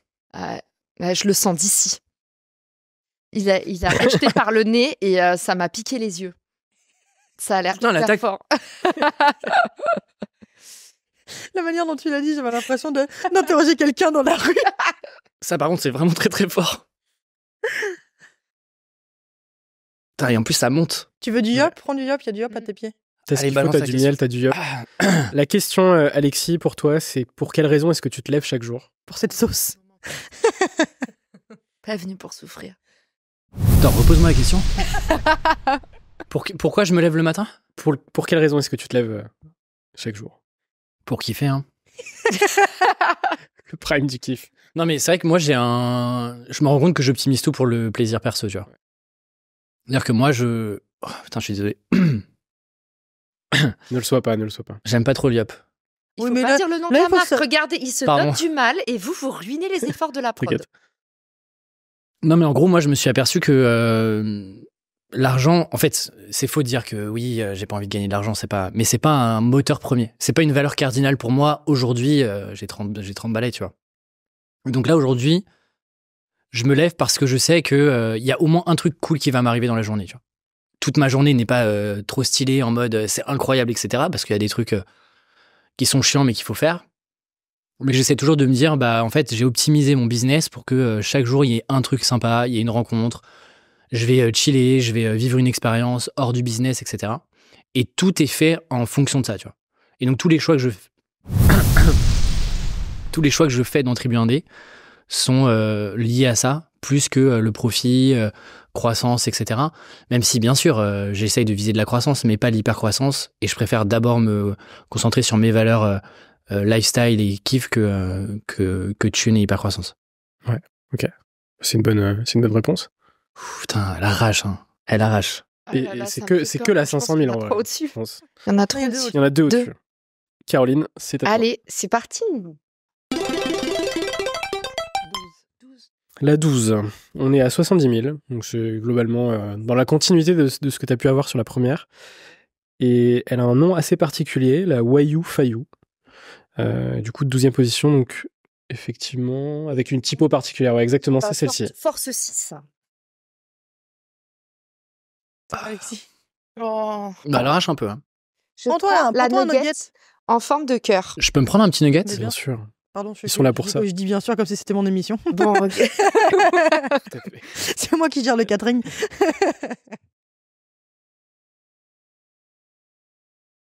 Par contre, tu peux y aller, hein. Oui, bah les gars, je fais ce que je peux. Hein. Je vais pas non plus. Je suis pas chez moi. Hein. Juliette, si tu veux bien aider Caroline. Vous voyez, c'est ça les entrepreneurs à succès. Derrière. Oui, c'est ça, les entrepreneurs à succès, ils ont besoin d'être assistés parce qu'elle normalement, elle a 3 assistantes qui lui versent ses sauces et qui lui trempent dans le ketchup ses frites. Non, mais vous me respectez pas. Là, c'est Mais suffisant. tu peux me tutoyer, hein. Bon, allez. C'est parti.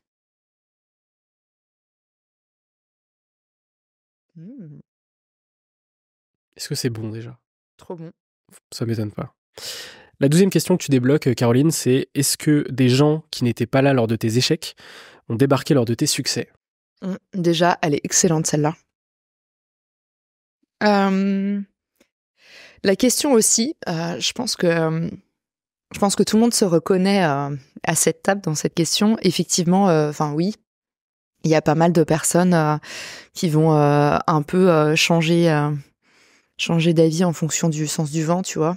On fait pas de la politique, mais parfois il y a pas mal de politique dans le monde des médias, quel qu'il soit. Et oui, il y en a plein qui ont fait ça. Et d'ailleurs, il y a plein de fois où je l'ai pardonné aussi.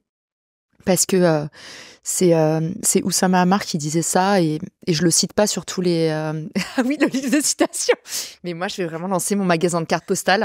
Là, mon why vient de s'allumer très fort pendant cette émission. Tu sais, les agendas Ben, je te vois bien, en fait. Je l'ai eu. Mais évidemment, c'était l'agenda des rebelles. Caro, tu vois. Non, mais ça m'a beaucoup marqué ce qu'il avait dit.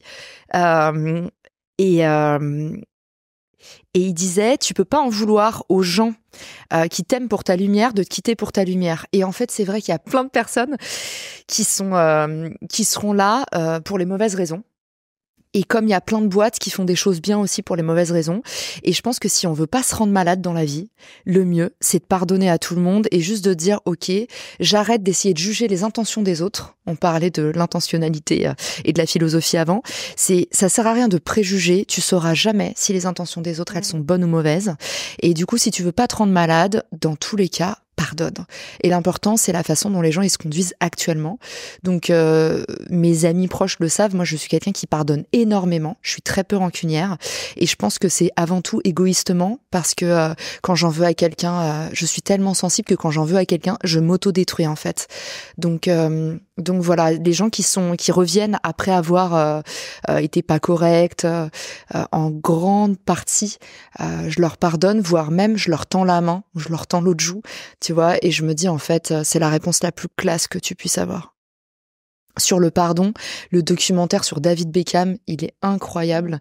Et tu vois à quel point, en fait, lui, à chaque fois qu'on lui chie dessus, il dit, la meilleure façon de faire taire ceux qui me chient dessus, en fait, la meilleure façon de les faire changer d'avis, c'est jamais de leur répondre, c'est de gagner, c'est d'avoir de plus en plus de succès. Et j'aime bien ce mindset-là. Ouais. C'est vraiment un beau mindset et c'est quelque chose avec lequel je suis très aligné. Je sais pas si vous aussi. Oui, bien sûr, je suis assez d'accord avec toi sur le côté aussi vivre en paix. C'est que, en fait, si tu passes ton temps à analyser tout ce que pensent les autres de toi, parce que finalement, tu es un petit peu dans ce cercle vicieux quand tu cherches à prouver ou à contredire ou des choses comme ça. Alors, c'est contradictoire avec ce que je disais avant. Pour moi, tout est question d'équilibre. En fait, tu peux avoir une petite revanche à prendre sans non plus, en fait, passer ton temps à te dire, comme tu le disais très bien, Alexis, en fait, faut que je prenne ma revanche. Tiens, ils vont voir, etc. Mais effectivement, je suis d'accord avec toi. Si tu transposes ça aux haters sur les réseaux sociaux, en fait, moi, c'est à chaque fois ce que je dis, c'est que faut jamais répondre. Tout ce qu'attendent ces gens, c'est que tu répondes. Donc effectivement, pour moi, c'est aussi tout simplement vivre en paix et tracer sa route. En fait, moi, ce que je dis souvent, c'est que j'ai rien à prouver à personne sauf à moi-même. Donc en fait, je m'en fous de ce que les gens. C'est une citation que je prends direct pour mon nouveau store. Que tu ressortiras. Et du coup, je t'enverrai le contrat pour les royaumes. Ça sera signé Ben. Non, mais je suis hyper.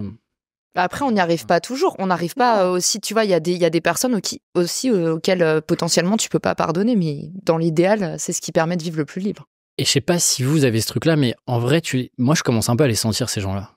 Ouais. Tu vois, tu les sens assez vite, les gens qui... Ah, tu développes un nez. J'appelle les girouettes. Tu sais, c'est un peu les girouettes, quoi. Ouais, puis ça rejoint ce qu'on racontait tout à l'heure sur les gens qui viennent par intérêt. Oui, ouais. Tu sens de la même manière les gens qui, tu vois...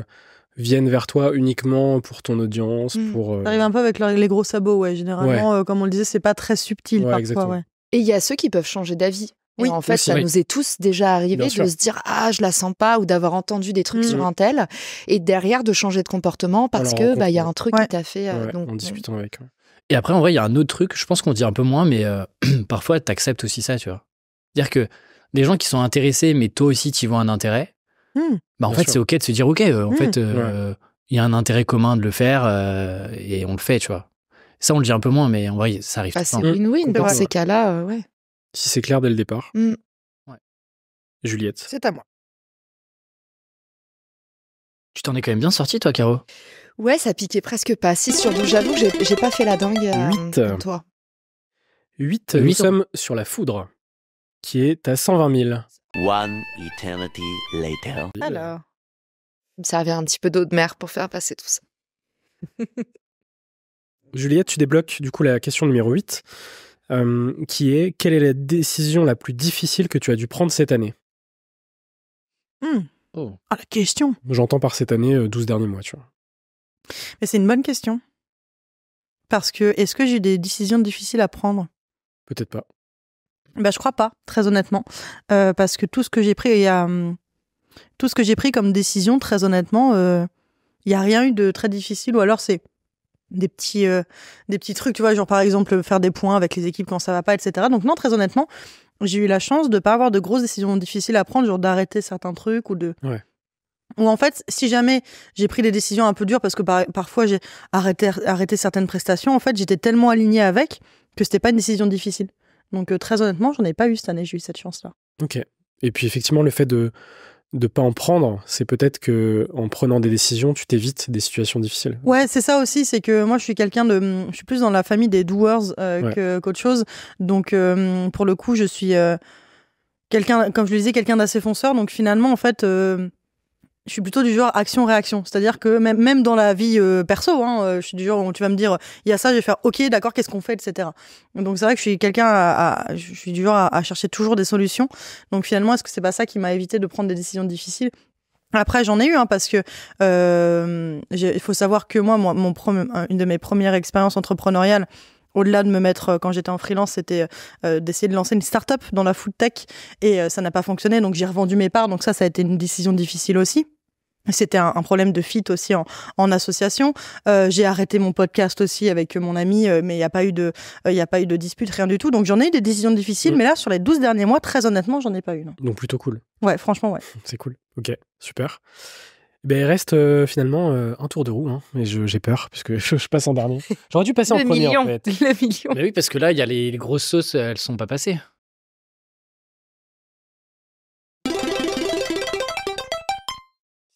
On l'a déjà eu, ça, non? Chiffre de la bête. Non, on a eu 5.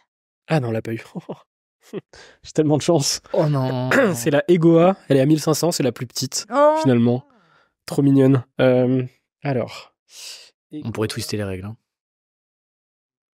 Bah, Egoa, c'est vraiment... C'est à quoi? Raconte-nous un peu l'histoire de cette sauce. Piment basque. Ah oui, là, c'est vraiment histoire de c'est comme clôturer. C'est comme le tabasco. Ouais, là, c'est autoroute du plaisir, quoi. Ouais, normalement. On y va à fond, là.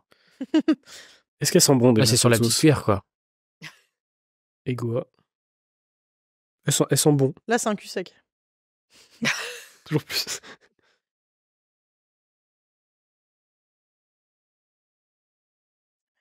Ouais, elle est vachement bonne. C'est vrai qu'on aurait pu faire un petit peu d'ASMR. Là, c'est purement que du kiff. La question que je débloque, c'est la question numéro 6. Raconte-moi l'expérience la plus what the fuck que tu aies vécue. Alors, la particularité, c'est que j'ai déjà répondu sur la première émission. Donc, je vous donne le choix, finalement, de me poser une question. Moi, je trouve, François, que tu ne nous parles jamais d'amour. Tu plaisantes. Oh, c'est très, très malin, ça. Alors, ça dépend. Alors. Là, ça commence à... Qu'est-ce que tu veux dire par là, Caroline? J'aimerais bien que tu nous parles, par exemple, de ta plus grande histoire d'amour. Ok. Ah oui, t'es rentré dans le perso direct. Je sais pas. Après, on peut peut-être voter et chacun se mettre une question, mais moi, ça me J'ai va. une réponse. Celle des spaghettis? Les pâtes carbonara? Non, pas du tout. Actuellement, je suis en couple depuis bientôt 8 ans avec une femme qui s'appelle Lorraine. Et du coup, c'est très clairement ma plus grande histoire d'amour, puisque on est vraiment sur un fit parfait en termes de tout, tout simplement. On n'a pas du tout les mêmes personnalités. Elle est plus hyperactive, extravertie. Moi, c'est tout l'inverse. Mais pour autant, on est très complémentaires et le plus important, c'est qu'on se comprend très bien. Et en fait, à partir du moment où tu comprends à 200% la personne avec qui tu vis, bah, tu comprends quand elle a besoin d'être seule, tu comprends quand elle a besoin d'être réconfortée, tu comprends quand elle a besoin que tu sois là ou pas. Et en fait, donc effectivement, ça fait quasi 8 ans et vraiment fit parfait, quoi. Est-ce que vous avez les mêmes langages de l'amour? Tu connais ce bouquin, Gary Chapman, Le langage de l'amour? On n'a pas du tout les mêmes langages de l'amour. Moi, je peux paraître peut-être plus froid. Elle va plus vouloir le montrer, etc. Moi, c'est tout l'inverse. On n'a pas du tout les mêmes langages de l'amour, mais c'est important quand même de le montrer. Et de toute façon, Alexis, tu la connais aussi. Mais je commenterai pas, je peux en faire des commentaires. Mais voilà, je sais pas si ça a répondu à ta question. Bah oui, on parle d'entourage et c'est vrai que en fait, la personne la plus importante de nos vies, c'est quand même notre Bien sûr. conjoint ou notre conjointe. Et du coup, je trouve ça intéressant. C'est vrai qu'on n'a pas trop parlé de couple, mais quand on s'est dit, on introduit l'épisode sur l'entourage, on parle de pair, on parle de networking. Et en fait, quand t'es entrepreneur, limite, si ton associé, c'est pas... Enfin, moi, ça l'est en plus pour de Ouais. vrai. Mais pour le coup, j'ai toujours l'impression que notre principal associé, c'est la personne Bien qui sûr. est à la maison avec nous, à trimer dans nos déboires, à nous supporter aussi quand tout va bien et qu'on rentre et qu'on est là genre ouais, je suis invincible, enfin tu vois, et ce roller coaster qui est pas facile à gérer, je pense, pour surtout les conjoints qui sont pas forcément entrepreneurs et qui Exactement. n'ont pas cette vibe, tu vois. Et tu vois, elle n'est pas entrepreneur, et c'est clairement le pilier le plus important de ma vie, tu vois.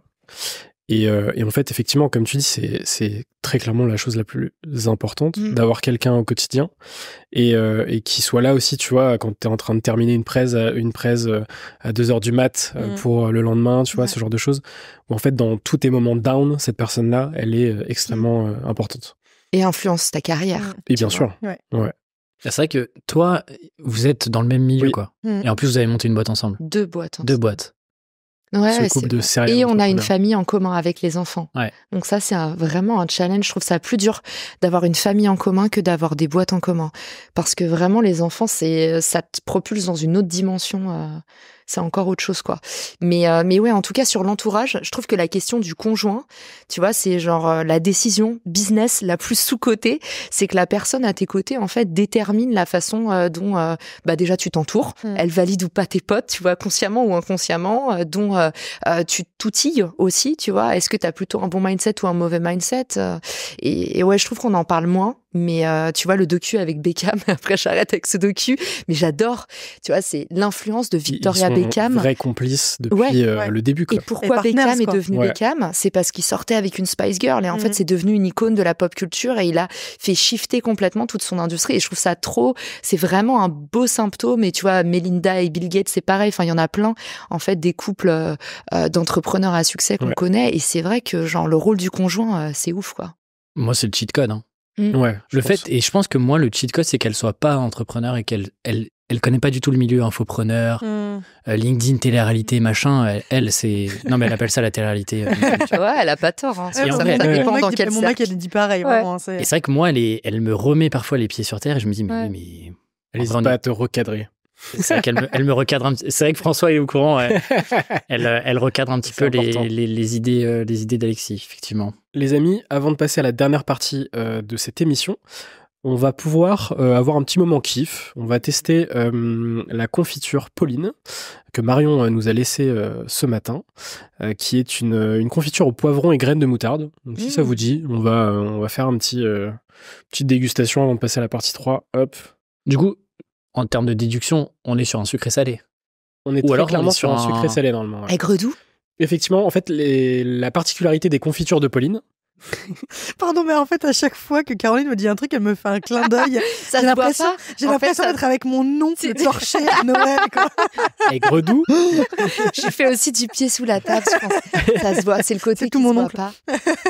La particularité de ces confitures, c'est que ce sont majoritairement des confitures de légumes, mais qui sont sucrées. Donc ça peut être assez surprenant. Alors, je la fais passer J'ai hâte d'être surprise. avec cette petite cuillère. L'idée, c'est de la mettre sur le nuggets. Ah oui, sans le nuggets, carrément? Ouais, carrément. Bah, c'est fait pour. Hein, c'est fait pour. Ah, donc en fait, c'est presque une sauce... C'est une confiture. Ah, tu vas pouvoir en mettre sur ta nuggets. C'est hyper bizarre ce que tu as dit. C'est Bah bon. non, mais c'est comme ça que tu dis, toi. Ah oui, c'est vrai. Ah oui, ok. Oui. Ouais, Ah je bon. savais. Je vais goûter peut-être. Ouais, je veux bien que tu me la renvoies. Hop. C'est hyper bon. Mais c'est pas trop sucré, tu vois. Non, Hop. Trop bon. on a bien le goût de poivron. Est-ce que vous êtes prêts pour les anecdotes? Oui. Eh ben, on va va pouvoir côté. passer à la partie 3, les anecdotes. C'est parti.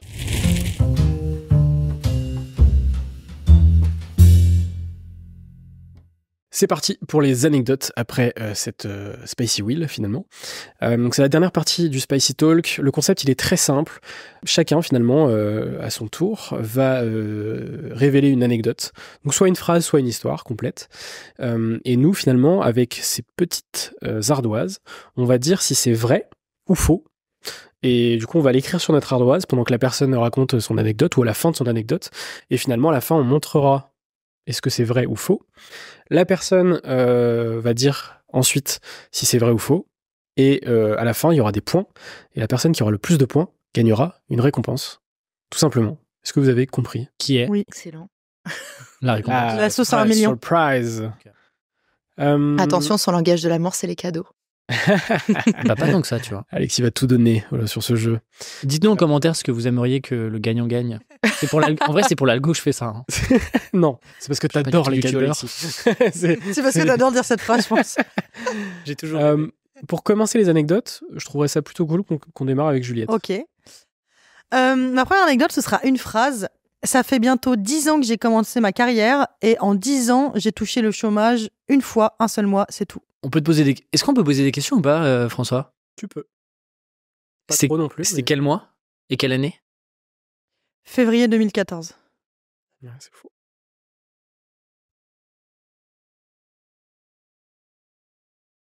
Attends, pourquoi tu dis ça direct? T'as Ouais, tité sur la date? l'instinct. Ouais, moi aussi. Février 2014? En vrai, je me suis trompée, c'est février 2017. J'ai brûlé les pistes. Et on va faire de l'ASMR maintenant. Mais pourquoi ce serait faux en vrai, François? Mais je sais pas, chacun vote comme il le. Bah, elle pourrait vouloir montrer que en fait, Alexis, souvent t'auras on pas nous de fait cadeau, croire mais- que derrière la réussite, il y a un truc hyper, tu vois, hyper flamboyant, hyper immédiat, et que en fait, bah, même des belles boîtes comme l'agence cadeau, bah finalement, ont peut-être nécessité plusieurs mois de chômage. Gros, il n'y a pas de. Tu vois. Le problème, c'est que moi, je suis vraiment naïf. C'est le moment Très naïf, je de pense. révéler. On est sur info Ah. et de vrai. Eh bien, c'est vrai, mais c'est pas pour faire croire qu'il y a que des réussites, etc. C'est surtout que je sortais d'entreprises où j'étais très très mal payée et que du coup mon chômage était équivalent à 1 200 € en habitant à Paris. Donc évidemment, je n'ai pas eu d'autre choix que de trouver rapidement des clients. Mais c'était en 2017, effectivement. C'était juste c'est au moment où c'était même en 2019. C'était un moment où je me suis lancée en free parce qu'en 2017, je suis passée j'ai fait un CDI à un CDI et après je me suis lancée en free et du coup c'est au moment où je me suis lancée en free, j'ai eu que 1 mois de chômage et après en fait tu sais t'as un delta. Si tu gagnes plus en free qu'en chômage, tu perds ton chômage en fait et ça a été le cas rapidement. Et je trouve ça bien parce que ça montre la puissance de la stratégie dos au mur quand t'as pas le choix. Et en fait, c'est Nina qui disait ça hier. Elle faisait un post ou une story Insta, je sais plus ce que j'ai vu passer d'elle. Non, c'est un reel qu'elle a fait, une vidéo qu'elle a fait. Mais c'est pour ça que j'ai pensé à cette anecdote-là en voyant ça, en me disant, mais en fait, moi, j'ai jamais presque touché le chômage. Je l'ai touché une fois dans ma vie, mais c'est pas parce que, pourquoi ok, c'est juste que j'avais pas le choix, quoi. À 1 200 balles en étant à Paris, c'est difficile, quoi. Donc. Mais souvent, pas avoir le choix. Voilà, c'est ça. Tu vas Donc plus vite. n'attendez pas votre rupture conventionnelle, partez si vous n'en pouvez plus. Bientôt, ça n'existera plus. Donc, Caroline, est-ce que tu veux raconter ton anecdote? Alors, moi, mon anecdote, elle est liée à la première émission que j'ai regardée de Spicy Talk. Et en fait, tu racontais, et d'ailleurs j'ai adoré, tu parlais de toi, tu te dévoilais, tu racontais comment s'était passée ton élection au classement Forbes. Et ça m'a donné envie de vous partager une anecdote peu reluisante. Puisque tu disais, en fait, faut s'inscrire au classement Forbes et du coup, tu t'inscris et derrière, en fait, potentiellement, c'est pas communiqué. Donc, les personnes, du jour au lendemain, tu te retrouves dans le classement et tu racontais à quel point t'étais trop content et tout. Et écoute, moi, je me suis inscrite, du coup, en ayant dépassé de 1 an l'âge au classement Forbes. Et j'ai eu des nouvelles très vite de Forbes puisque je me suis fait retoquer sur mon âge. Ah ouais? Et oui, parce que j'avais 31 ans. Donc voilà, à vous de me dire si c'est vrai ou faux. Mais donc, apparemment, ils communiquent en amont parfois. Et aussi, ils vérifient. C'était il y a Ils combien de vérifient temps les âges des participants. C'était quand j'ai lancé Richmaker, j'avais 31 ans, donc c'était il y a 3 ans. Mais il y a 2 ans. Tu racontes si bien les anecdotes, Caroline. Parce que je pense que là, elle est en train de nous brain. Ouais. Ouais, machin, De fou. spicy, De fou, j'ai de fou, réécouté de le fou. truc. Et donc, je suis sûr que c'est vraiment le style à faire ça. Ouais. Le style à faire ça. Attends, François, est-ce que tu. Parce que peut-être que. Moi, Est-ce j'ai que déjà- tu dois postuler c'est un vrai truc, ça ou pas? Oui. Ah, ok. Oui, il a pas regardé la première émission.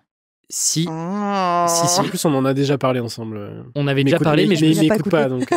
on en avait déjà parlé, mais je me souvenais pas que tu devais. Je pense que c'est maintenant qu'il faut postuler. mentir. Ouais, attends ton anecdote pour mentir, Pinocchio. Alors,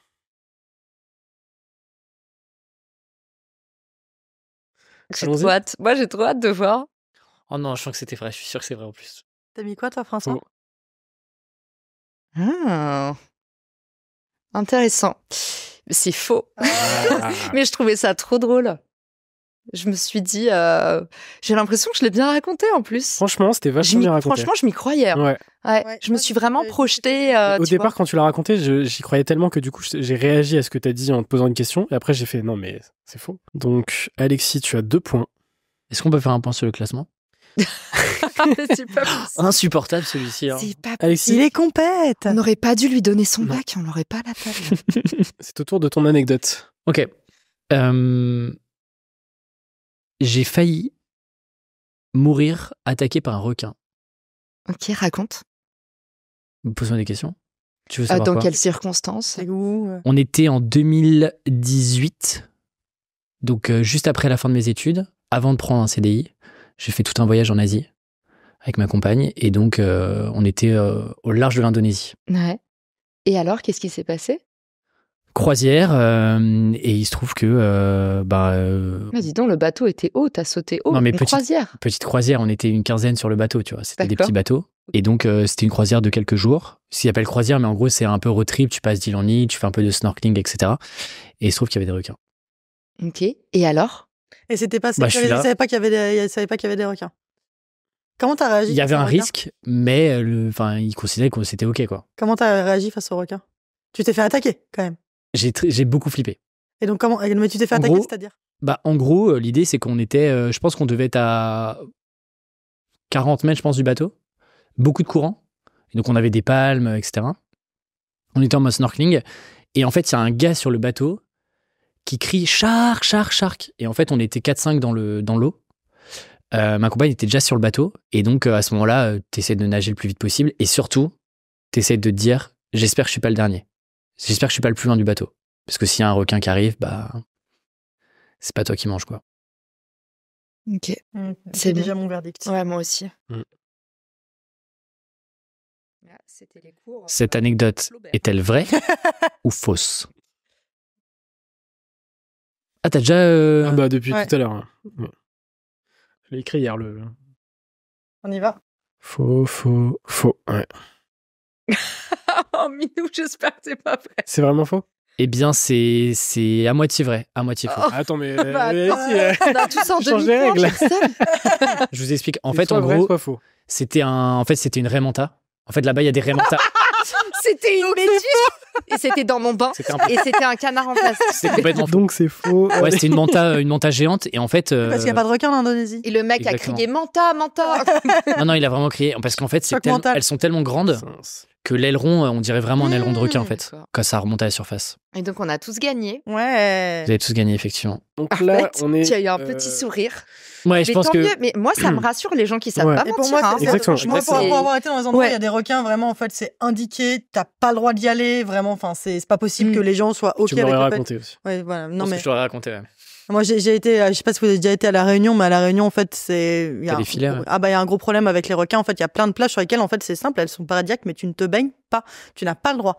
Et ça m'étonnait vachement qu'en fait, les gens sont en mode, ouais, bon, il y a un risque, mais allons-y.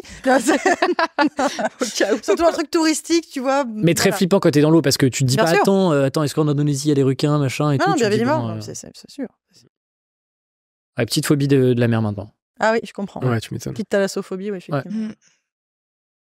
Difficile de vaincre cette peur finalement. La matrice, définir, prévenir, réparer. Que faire en cas de réattaque du Réparer requin un bras. Le recoller, là, comme ça. Alors, ma première anecdote, donc c'est relié au moment où effectivement j'étais dans la liste Forbes l'année dernière. Du coup, ça a été annoncé la première semaine d'avril. Bon Et, anniversaire. Merci. Petit post LinkedIn. Et 48 heures après, j'ai reçu un mail du cabinet de la première ministre, Elisabeth Borne à l'époque. Est-ce que cette anecdote est vraie ou fausse? Pourquoi t'as reçu un courrier? Enfin, c'était quoi l'objet du courrier? Bah, je donne pas plus d'infos. Bah, comment ça? J'ai le droit de pas donner plus d'infos. Mais du coup, elle voulait te rencontrer. Alors attention, mail du cabinet de la première Qu'est-ce ministre. qu'il disait? Il te félicitait, etc. Je j'ai pas envie de donner plus de détails. Il proposait un date. Moi, j'y connais rien à ce classement parce que voilà. Mais c'est international ou c'est là, c'est Alors, national? Parce que dans ce cas-là, ils envoient à tout le monde. Forbes, si c'est Forbes France, donc c'est effectivement ces 30 personnalités. The Hello First Name. C'était le mail des impôts en fait. Tu cherches un Afghani. C'était ma déclaration d'impôt. Excellent. Non, j'en dirai pas plus. J'ai pas envie de. C'est peut-être l'anecdote la plus courte de l'histoire Ouais. de l'émission, là, non? En même temps, moi, je sais tout de suite décoder les signaux. Ah ouais. Moi, j'ai étudié le non-verbal. Ouais. Et J'ai là, pas compris. Et regardez, il est croisé de partout, le type. Ouais, il est très, très.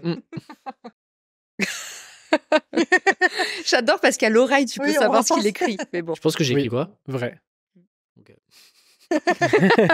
Le point Parce de que fin, faux, je peux en fait, il n'y a pas ouais. de point. Allez. c'est Il est parti. rusé, celui-là. Ouais. Pour moi, c'est vrai. Tu l'as raconté, je l'ai lu juste avant de venir. Non. Ouais. Oh non. Pour moi, c'est le fait que t'aies pas envie d'en dire plus Bah oui. qui m'a dit que c'était vrai. Pareil. Ah, putain. Tu l'as raconté dans ton épisode numéro 1 du Je suis podcast. vraiment trop mauvais, c'est terrible. C'est vrai? Ouais, tu dis en Oh fait my c'est God. puissant le classement. J'ai reçu Ok. un message 2 jours après. il disait quoi, du coup, ce message? Salut François, je t'aime. C'est un message de félicitations D'accord. et pour se rencontrer. Mais du coup, il l'envoie pas à tout le monde, en fait. Non. Ok. Et Et comment il va? Alors attention, c'est pas la première ministre, c'est le cabinet de la première Oui, mais ministre. comment ils vont? Bah écoute, je sais pas. Ah, tu les as pas vus, du coup? Bah si, mais du coup. Ah. Mais qu'est-ce qu'ils veulent? Alors du coup, c'était quoi moi ça m'intéresse de savoir c'est quoi leurs enjeux à se rapprocher justement des entrepreneurs. Ils t'ont dit quoi? C'est par rapport à ton média? C'est par rapport à tes boîtes? Enfin, c'était vis-à-vis de serial entrepreneurs, puisque c'était Ouais. serial entrepreneurs qui étaient Ouais. cités dans Forbes. C'était effectivement pour discuter du podcast et voir comment potentiellement ils pouvaient s'intégrer dans le podcast ou pas. Ok. Voilà, Ok, trop bien. de manière très Donc ce podcast est sponsorisé par Elisabeth Borne. transparente, par l'État et tes impôts notamment. Par Ouais, Elisabeth du en tout. personne, elle est là.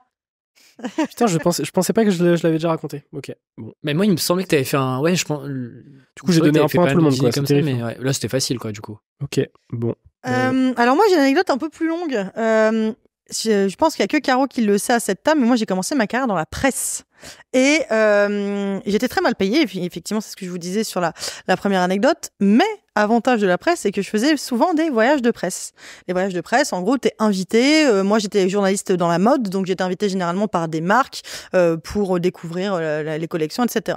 Il s'avère qu'en 2014, parce que c'était à cette époque-là, 2014-2015, Vans fait une collection avec Disney. Et du coup, ils invitent influenceurs, rédacteurs de différents magazines à Disneyland, Paris. Du coup, donc, sachez que, très intéressant si vous allez à Disneyland, il y a mieux que les fast-pass pour faire plusieurs attractions, il y a les guides privés Disney. Donc, c'est des mecs en costard avec un badge Mickey et ils te font passer par l'arrière des attractions. Donc, Non. genre, en 4 heures, on a fait 4 attractions, un truc qui est normalement absolument impossible quand tu arrives à Disneyland. Du coup, on fait notre truc. Et le soir, ils avaient privatisé tout Walt Disney Studios pour la collection Vans, etc.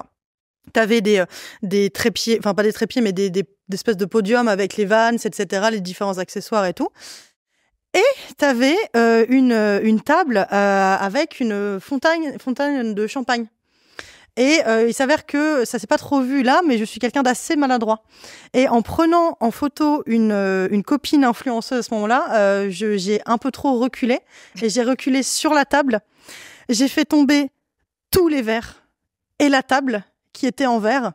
Et du coup, ma société a dû payer plus d'un millier d'euros de casse en fait sur l'événement. Et je me suis tapé évidemment la honte devant tout le monde. Voilà. Putain, si c'est vrai, c'est dingue par contre. Et du coup, ils ont réagi comment au taf? Bah, je me suis fait engueuler, tu te doutes bien. Bah non, en vrai. Après, ils ont des assurances. Après, il y a des assurances. Non, en vrai, pour le coup, je me suis fait engueuler, mais parce qu'en fait, dans ce magazine-là, c'était un petit magazine, etc. Donc, tu avais un peu le côté pote, machin, tu vois. Donc, c'était un peu plus en mode, genre, tu sais, le walk of shame le lundi, en arrivant, et tu regardes tes pieds, et puis t'as la honte, quoi. Donc, ils se sont surtout foutus de ma gueule, mais c'est effectivement les assurances qui ont remboursé. Mais Ok. les assurances remboursent ça? C'est de la responsabilité civile, RC Pro, etc. J'ai l'impression qu'il y a une partie qui Ouais, moi aussi, j'aurais dit à moitié vrai, en fait. En fait, c'est jusqu'au bout, et en fait, t'as le toboggan de fin Ouais. qui me fait dire il y a un truc qui coche, Ouais, tu vois. je pense qu'ils ont pas remboursé ou un truc comme ça. Ouais. Parce que l'anecdote, c'est quoi? Ouais, Ils auront... l'anecdote, elle l'a vécu. C'est quoi l'anecdote? L'anecdote, c'est que j'ai pété plus d'1 millier d'euros à une soirée Vans Disney, un gros truc, etc., face à plein de monde, des partenaires et compagnie, quoi.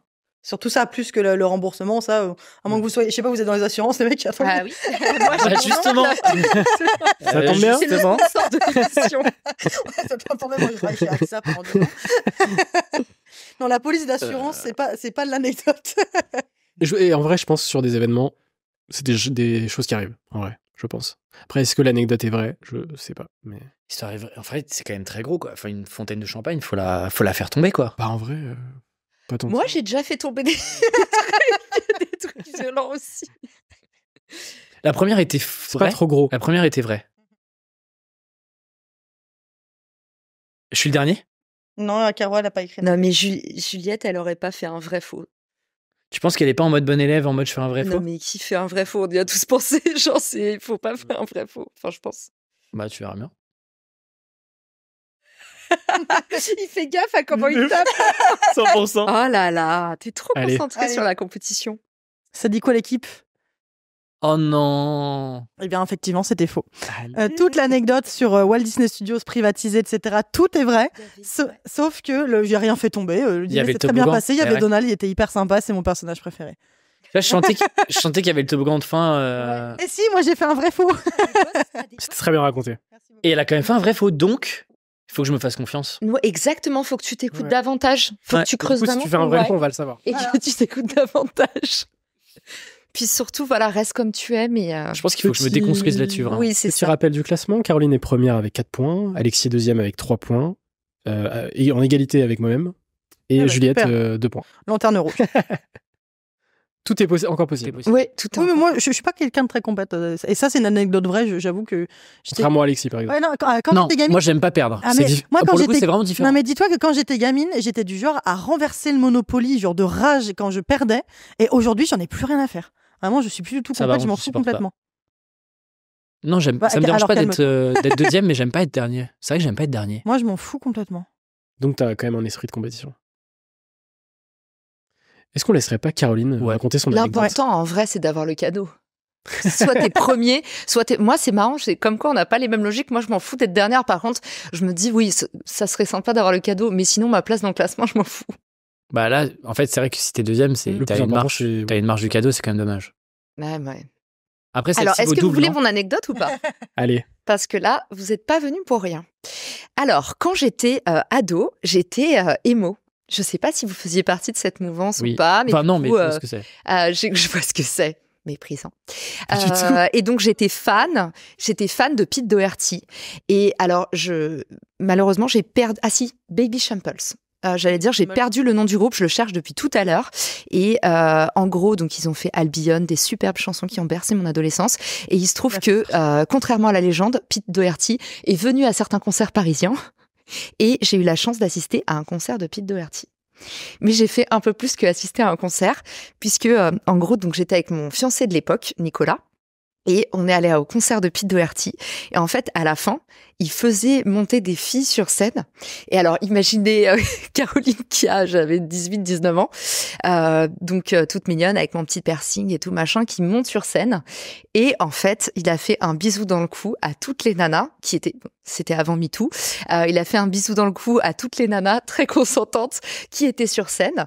Et du coup, voilà, mon anecdote, c'est... j'ai été embrassée par Pete Doherty. Bon, c'était dans le cou, c'était pas une galoche, mais devant mon mec. Non, mais attends. Non, mais attends. L'histoire est folle, par contre. Je t'avoue qu'elle me fait pas mal de soirées défis, celle-là. et donc c'était en quelle année Et je sais que vous la connaissez pas. Je suis avec mon copain, je suis en première année de fac. L'année, je l'ai pas, mais je suis en première année de fac et lui, il est en terme. Et non mais quelle année par rapport à Pete Doherty? Parce que c'est quelle version de Pete Doherty? C'est Baby Shambles, deuxième année de sortie de l'album Albion. Baby Shambles, je viens de le retrouver là parce que je me souvenais que de Libertines et ça fait un moment que j'ai pas écouté. Mais du coup, C'était quoi ton style un peu émo? Donc piercing, vas-y, raconte. Ouais, j'avais un piercing là, j'avais un implant ici, sur le côté de l'oreille, là, sur le côté de la joue même.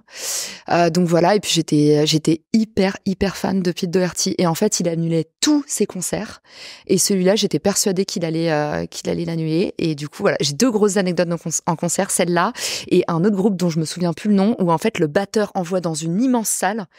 Il envoie la baguette et je l'ai attrapée, mais comme dans un rêve, genre j'ai levé la main et j'ai eu la baguette dans la main. Mais ça, ce sera pour une autre soirée, un autre apéro. Donc voilà. Et c'est quoi ton son préféré de Pete Doherty? Les Baby Shambles, c'est lequel t'as Oui. préféré? C'est Albion, c'est ma chanson de l'époque et c'est la seule dont je me souviens pour être sincère aussi. Je me souviens juste de ce bisou. J'ai déjà ma réponse. Je l'ai aussi. Elle est très très forte. Hein. Ouais, franchement, c'est beaucoup plus forte que moi, ça c'est sûr. Ma naïveté va me... Ouais, je sais pas. Méchant qui a un toboggan. Et Écoute-toi. Caroline m'a dit, écoute-toi Alexis. Ouais, il faut écouter tes toboggan, enfants. ça peut aussi... Attends, surtout si on a parlé du toboggan, elle peut créer un toboggan uniquement pour nous faire croire que c'est faux, tout en sachant que c'est vrai. N'oublie pas qu'elle veut gagner. Elle est à ça du cadeau. Et Ouais, moi, c'est la première place que je veux. J'aurais pas moins. Après, c'est quand même gros, hein. Et tu montes sur scène. Déjà, Pete Doherty, combien de fois il est venu en France? Franchement, je suis même pas sûr qu'il soit vraiment venu une fois. Ouais, il Si. habitait à Potin, Si, maintenant. Paquet de fois. Si. Il habitait- Tu sais qu'il a une sacrée carrière quand même. Ah, mais moi, je l'ai vu 3 fois. Hein. Oui, d'accord, mais entre les je fais un concert et je viens vraiment, il y a un petit gap, tu vois. Non, pas tant que ça. C'est juste que c'était médiatisé parce qu'il se mettait des tôles juste avant ses concerts, et notamment des concerts dans les médias qu'il a fait. Et du coup, genre, il attendait à la télé avec l'estrade vide et la musique d'ambiance. Non, il a fait plein de concerts à Paris pour le coup, Pete Doherty. Bon, C'est bon. J'adore, c'est ça bon. fait 3 fois qu'il efface. Je l'ai mindfucké. Faut que je me fasse confiance. Hein. C'est bon. Je sais ce qu'il a tapé. c'est faux. Oh waouh, putain, vous avez tous trouvé. C'est Mais faux. alors, je peux dire J'ai pourquoi c'est failli faux craquer. Hein. Parce que, genre, t'es fan de Baby Shambles, mais tu cites pas Fuck Forever, c'est que t'es pas fan des Baby Shambles. Ah, pour le coup, je l'étais, Bah. mais j'ai jamais. Moi, j'aimais que Albion. C'est très étrange. Du coup, attends, jusqu'où le toboggan, jusqu'où c'est vrai cette J'ai histoire absolument pas vu de concert de Pete Doherty. En Mais fait, du j'avais prévu une autre anecdote. Ça a été dur. En fait, j'avais prévu Tu une l'as autre switch au dernier anecdote. moment. Et je me suis dit, c'est trop gros. Et du coup, je me suis dit, vite, trouve-en une autre. Et je me suis dit, en gros, mon adolescence émo, c'est un truc dans lequel on va tous se reconnaître. Pas du tout. Non, mais Je me suis dit que l'anecdote T'étais allait pas sembler. émo Moi, C'était pas émo. Moi, ce qui m'a. C'est vrai? Mais t'avais pas de piercing en revanche, parce que généralement, ça laisse des cicatrices et t'en as pas. C'est ce que je me suis dit aussi. Est-ce que tu fais Juliette, des toi, tu photos as de de cette bons époque? instincts, mais avec des mauvaises preuves. Non, j'ai été percée là, et j'ai eu Ah un ouais. implant là. Et j'ai même eu un parfois implant là. Ici, les traces de piercing. Ok. Moi, c'est On ce qui devrait m'a fait. demander ce qu'elle avait. Moi, c'est ce qui m'a fait. Tu vois, ce qui m'a celui-là, fait les gens, ils me disent souvent, ah, mais t'as quoi là? Et c'est une trace d'implant. Ah ouais. J'avais même un Ah ouais, implant t'en là. avais Un plan même ici. là. Ouais. Oh waouh. Est-ce que tout de suite des photos de Caroline à cette époque? Tu me les Par enverras sur WhatsApp. Ça, c'est golden. Ces photos-là, je pense que c'est golden. golden. Hein. Effectivement. Mais en vrai, ça, c'était juste une paillette. Celui-là, malheureusement, c'était au lycée, Ça donc je fait me pas, suis. c'est pas ça. Ah oui, vous m'avez mis mal sur les dates parce qu'en fait, genre, ça commence pour le à coup, bien- ouais. J'ai Ouais, je senti, commençais à bégayer. J'avais le cœur qui tapait comme ça. Et vous m'avez pas demandé la salle de concert, Ouais, c'est mais vrai. ouais. j'étais là pareil. J'étais là, j'espère ouais. qu'ils vont pas demander la salle de concert. Bon. Mais je pense, moi, en vrai, le fait que ça galère un peu sur les dates. Ouais. Et attends, l'histoire, elle est grosse. T'imagines, tu fais monter des gens. Mais il faisait plein de trucs. Bah oui, Après, en en fait, vrai, Lightning euh, elle le faisait de ouf aussi. Ce ouais. genre de Ouais. truc qui arrive. C'est vrai que c'était avant Ouais, MeToo. ouais. moi, Ça, c'est des trucs des années Non, 2000, je trouvais qu'elle des tenait années vraiment la route, cette anecdote. Je suis un peu déçue, mais bon, c'est comme ça. Elle tenait la route, mais on commence à être fort. Quand Ouais. même. Alexis. Je fais partie des 45 plus gros investisseurs de Lego en France. Lego? Ah oui, de Lego. De Lego. Pas de Lego Géo. Trip, quoi. Non. Parce que là, je disais. Non, je rigole. Là, t'es numéro 1, je comprends pas, Alexis. Non, de Lego, les jeux de construction, les jouets, quoi. Mais comment ça, La investisseur? brique. Ça veut dire que t'en as acheté plein, c'est pas investisseur ou t'as. Investisseur, c'est-à-dire que j'en ai acheté Ouais. et la valeur patrimoniale de tout ce que j'ai me fait rentrer dans les 45 premiers. Le prix au mètre carré de Lego, il est à combien? Et comment Ça tu marche sais pas comme ça, c'est T'as plus t'as à une l'évaluation plateforme, de un chaque tableau set. de bord, comment ça se passe? Ouais, t'as des sites genre Brick Economy, par exemple, qui est plutôt un site Je américain. savais pas. Mais du coup, tu les gardes dans les boîtes pour Exactement, pas être touché. Ok. Et donc tu les montes jamais. Il y en a que je monte. Ok. Et ça, Et- du coup, ça perd sa valeur patrimoniale. Exactement. Tu perds quasiment 65% à peu près. Ok. Vous pouvez me poser des questions, enfin. Alors, c'est vrai que t'as beaucoup de Lego chez toi, Et tu les as pas tous vus. et je les ai pas tous vus. Oh, attendez, les gars. On est en Pardon. ligne, là. On y va doucement. Tu les as pas. Tu veux voir, mais Tu n'as pas vu les principes. Tu n'as pas vu les plus gros. tu veux jouer au strip Lego. C'est vrai que c'est un truc dont je parle pas trop, ça. Hein. De quoi? Bah, des Lego. C'est vrai. Je trouve ça rigolo parce que tu vois la façon dont toi aussi à chaque fois tu réagis quand il y a les mystères à trouver. C'est en fait t'effaces, tu t'itères vachement. Moi, ouais. Et tu mets du temps à écrire et tout. Tu vois, ça va avec Avant ton d'être côté un peu sûr, perfectionniste, les détails, tu changes d'avis. Avant d'être sûr, tu vois. Ouais. C'est bon. De minimiser le risque au maximum. Let's go. Let's go. Cette anecdote est fausse. Oh là là, j'ai perdu mon Oh, cadeau. cette remontada de Juliette. Yes. Oh my god. Le brain est magnifique, là. Hein. Ça aurait pu, en vrai. Moi, ce qui m'a fait, je peux me permettre, c'est ce qui Ouais. m'a fait tilter, c'est quand t'as dit, vous pouvez me poser des questions si vous voulez. C'est vrai Ouais. que t'avais un J'aurais- petit peu préparé le truc. J'aurais pas dû poser. Surtout, j'avais rien préparé. En fait, je sais même pas pourquoi j'ai ouvert ma Excès de gueule. En confiance. fait, Ouais. déjà que tu dises 45, je me suis dit, enfin, pourquoi tu précises en fait? T'aurais juste pu dire. Dans le top 100. Parce que ça vous fait hésiter un peu, tu vois. Bah, 45, faut être vénère quand même en termes de. Bah, pas tant que. Genre, En vrai, pas tant. monde. Non, Lego. France. Ah, France. Pas tant que ça. Hein. En vrai, c'est assez. Moi, je connais quelqu'un qui est vraiment passionné de Lego et il a vraiment. Il en est beaucoup de sorti Lego, un tu vois. undersanté de. Ouais, mais- de Ouais, Lego. il est 30 Lego, under 30. Passionné ne veut pas dire patrimoine, tu vois. C'est vrai. Mais bon, bref. Bref. Tout ça pour dire que Mais c'était alors moi, j'aurais faux. appris que. Pardon, excuse-moi. Non. Tu t'es dit quoi, toi, du coup? Pourquoi t'as dit vrai, ouais? Parce qu'en fait, je me suis trop projetée et je me suis dit, en fait, la première fois, ça l'a mis un peu dans la panade de mentir, être pris en défaut. Et je me suis dit, là, il va y aller tranquille, il va raconter un truc vrai, juste pour finir l'émission. Non, mais c'est. En vrai, j'aurais Tu vois. Et du coup, j'avais déjà fait mon choix avant de t'entendre parler. Je me suis dit, là, il va pas se remettre dans la mouise, il va choisir la facilité. Et tu vois, comme quoi, tu es imprédictible. Waouh. Moi, j'aurais appris qu'il y a un patrimoine Lego. Franchement, je ne savais absolument Mhm. pas. Bah, tu sais que c'est un placement. C'est un vrai placement Ah ouais, financier, hein, ok. pour le coup. Ouais, Oui. ouais. Ça Je m'étonne savais pas. pas. Avec genre les éditions limitées, par exemple. Ouais, tu vois, moi j'ai des sets en vrai qui valent un peu d'argent maintenant parce que avec le temps, en fait, ça Oui, parce que c'est plus c'est- réédité, Ouais, etc. Parce Ouais. que tu peux plus les trouver et tout. Ok, d'accord. Non, à Ok, fond. je savais pas. Nous sommes face à un problème. Il reste une anecdote. Et le classement actuel, je suis premier. Non mais et après, attends. Alors attention, évidemment, si je termine premier, la personne qui sera deuxième gagnera la récompense. Sauf que vous êtes Parce que c'est une tous photo les de lui trois dédicacée. deuxièmes. Non. Ah. Vous avez 4 Ah. points tous les trois. Donc l'anecdote que je vais raconter va définir potentiellement le ou les gagnants. Ok. S'il y a plusieurs gagnants, C'est une photo dédicacée de toi, c'est ça la surprise? non, je vais peut-être partir du principe que s'il y a plusieurs gagnants, personne n'a gagné. Oh, Oh c'est là là. horrible. Mais C'est le horrible. pourcentage ouais. de chances Tu qu'il y pourrais ait être prof plusieurs de gagnants est maths. plus élevé. Et si Ouais. on faisait un jeu de rapidité, ça peut permettre de départager aussi. Ouais, carrément. Alors cette anecdote, en plus, elle démarre en 2019. En gros, c'est un mec qui me contacte sur Insta, qui m'envoie un DM en me disant écoute, j'écoute ton podcast, je kiffe ce que tu fais. Un de mes meilleurs potes, il s'appelle Joël Bouraima, coach Joe, et c'est le coach sportif de Kanye West, Omar Sy pour Intouchable, les Kardashians, enfin voilà, un coach sportif de star finalement. Et il me dit est-ce que ça t'intéresserait de le recevoir sur Serial?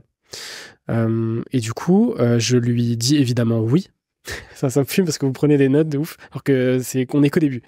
Et du coup, je lui dis évidemment oui. Il m'envoie son WhatsApp. Je discute avec lui sur WhatsApp. On est en 2019. Donc ensuite, il y a le Covid. Le podcast ne se fait pas tout de suite parce qu'il y a la pandémie. Le mec est bloqué à Los Angeles. Enfin, il vit à Los Angeles. Et du coup, par contre, on sympathise sur WhatsApp. Donc on continue de discuter. Et on arrive fin 2022, où en fait, pour la Star Academy, donc il devient prof de sport de la Star Academy, Joël Bouraima. Et du coup, il arrive en France. Et moi, je vois qu'il arrive en France, je me dis, mais let's go, je lui envoie un WhatsApp. On book le tournage du podcast. On fait le podcast ensemble. Le podcast cartonne, il est super content, etc. Et du coup, un an après, fin 2023, il revient en France pour la Star Academy, encore une fois. Et là, moi, je lance les dîners de Serial Entrepreneur. Des dîners intimistes dans des lieux d'exception à Paris, avec 10-12 invités, des gens qui sont déjà passés sur le podcast. Et donc, sur ce dîner, je l'ai invité. Et du coup, ça s'est très bien passé. Et en fait, je savais qu'il était de nouveau en contact avec Kanye West. Et du coup, je lui ai dit, en vrai, sur un malentendu, est-ce que tu me files son mail? Parce qu'en gros, la première fois que je l'avais rencontré, il m'avait montré ses échanges de mails avec Kanye quand il avait fait la tournée avec Kanye West. Ça, c'est complètement... c'était complètement what the fuck de me montrer ça, quoi. Et du coup, je lui dis, est-ce que ça te dit de me le filer, son mail? Et puis moi, sur un malentendu, je tente de lui envoyer un mail. Il y a très peu de chances que ça marche, mais je suis plutôt du genre à tester, quoi. Je l'avais déjà fait avec Seguela et au final, ça avait fonctionné. Et là, c'était en mode, je veux lancer Serial aux US, en anglais, qui était un projet que je voulais faire déjà depuis 2 ans. Attends, et ça se projet à quand? De quoi? De vouloir lancer Serial aux US? Serial aux US, j'en parlais déjà depuis 2 ans. Depuis 2021. Et c'est toujours dans les tuyaux? Ouais, exactement. Et je pense qu'à un moment donné, je le lancerai, tu vois, en format anglais, mais différent de avec des entrepreneurs américains, tu vois.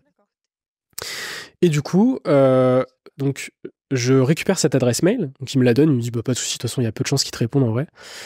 Et surtout que Kanye West, il est dans une période, là, récemment, le dîner, c'est en janvier, donc c'est il y a quelques semaines. Ce qu'on appelle la sauce un peu, non? Pas forcément, parce qu'il lance sa marque de vêtements Yeezy, en reprenant le branding Yeezy, et une grosse campagne de pub, etc. Ce que les jeunes appellent la sauce, non? Et il sort son album et il fait une listening party, notamment à Paris. Du coup, moi, je lui envoie un mail, j'essaye de mettre les bons mots, etc., en lui disant, écoute, je viens de la part de Coach Joe, etc., qu'il apprécie beaucoup. Et du coup, j'ai pas de réponse, et au bout de 2 semaines, je reçois un mail, no thanks. Pardon, moi je veux rien. Et du coup, encore plus déçu, tu vois, d'avoir une réponse de Kanye West et de dire juste no thanks. Et j'avais eu la même chose avec Xavier Niel en France il y a quelques années, où il m'avait répondu non, je n'ai pas envie particulièrement. Donc voilà, j'ai eu un mail réponse de Kanye West, mais qui était... Je sais pas qui des deux a écrit le plus vite, mais c'est pas moi en tout cas. C'est complètement faux. Ah ouais? Ouais. Attends, quoi? C'est complètement faux. Oh, c'est un bon mytho. Il nous a trop eu. Ouais. Parce qu'en vrai, c'est tellement... En plus, je me suis dit, il y a un truc que je me suis dit, c'est qu'au début, donc moi, je me suis dépêchée parce qu'on avait dit on note la rapidité. Je me suis dit, c'est vrai, parce que je me suis dit, quel moyen redoutablement malin de teaser un épisode qui arrive avec Kanye West, de garder sa deuxième anecdote pour raconter. Et je me suis dit, vas-y, le mec, c'est un génie. Open loop sur le prochain épisode des podcasts. Voilà, boucle de croissance, effet de ruissellement. Nous, on était déjà partis sur la strate de com. Ah ouais, et puis moi, j'étais là en mode, je suis dispo ce jour-là, je viens de nettoyer mon agenda, c'est bon. Et c'est complètement faux. Oh là là. Alors, du coup, c'est toi qui mérites le cadeau. Tout est vrai jusqu'au dîner, évidemment. Ouais. Mais j'ai jamais, je lui ai jamais demandé le mail de Kanye West. Mais t'as quand même le. Ah, t'as pas le mail. Mais par contre, il m'a vraiment montré les mails qu'il a envoyés à Kanye. Très bien. Ouais. Comment on fait pour départager pour le cadeau? Pour départager le gagnant, on a une petite question qui va être à quelle date exacte le podcast Serial Entrepreneur a-t-il été créé? J'entends par créer la première date de diffusion du tout premier épisode. Donc, est-ce qu'on a le droit à 1 ou 2 jours d'écart ou ça doit être la date pile? Ça doit être la date pile et puis effectivement celui qui est le plus proche. Donc on prend quoi? On prend la date sur le Spotify par exemple? La date sur Spotify. C'est déjà sur Spotify et tout quoi. Bien sûr. Je pense que déjà c'est un profil avril, je pense. Toi t'as un profil avril? Pas du tout. J'ai fait mon guess complètement par hasard. Ouais, moi aussi. Tu vois, je pense pas que François il aurait lancé le. Je pense pas qu'il aurait lancé le truc en hiver, tu vois. Ça c'est sûr en mode. Tu sais, je le sens pas chez lui. Éclaté au sol, ce podcast. C'est un mec d'avril. Voilà. C'est vraiment pour départager. Ton podcast, il est taureau ou bélier. Ça devient un thème astral. Oui. Super. C'est l'astropsy d'Alexis. Alors. On lance la nouvelle rubrique. Si c'est avril, j'ai pas mis avril. Mais si c'est avril, donnez votre réponse. Moi, je dirais le 8 septembre 2017. Ok. Mais oui, septembre, je l'avais oublié. Deux dates de rentrée. 16 mai 2017. Oh, wow. Ok. Juin 2019. Votez pour moi. Dans les commentaires. C'était le 10 décembre 2017. Oh waouh. Donc c'est Juliette qui remporte. Ah, là, c'est un vieux podcast. Ouais. Mais c'est un dinosaure. Mais moi, je pensais que tu t'étais lancé en 2019. Non, je suis un Il a parlé de 2018, là, avec le dîner, etc. Donc moi, je me suis dit, c'est antérieur à 2018, de toute façon. Ah. Et après, moi, je me suis dit, il y a 2 dates de rentrée, c'est janvier et septembre. Non, mais par contre, il faut qu'on en parle. En décembre? Ouais. Ah, rien. Attends, c'est quoi mon cadeau? J'avais 20 piges. Juliette, tu remportes un kit de sauce Maison Martin qu'on t'enverra Incroyable, directement chez toi. Trop bien. Tu pourras jouer avec ces sauces avec finalement. Yes, on va faire des sponsors. Exactement. Merci beaucoup Merci. à tous les trois. J'espère Merci. que ça vous a plu. Oui, c'était génial. Et finalement, on mettra tous vos liens en description, tout simplement. Avec plaisir. Et un grand merci à tous les trois. Un grand merci à Shine, évidemment, d'être sponsor de l'émission. Merci à Maison Martin également pour les sauces. Et on se retrouve très vite pour une nouvelle émission de Spicy Talk. Salut tout le monde. Ciao, Ciao, ciao. The biz world, it's hot. Call it spicy talks. Entrepreneur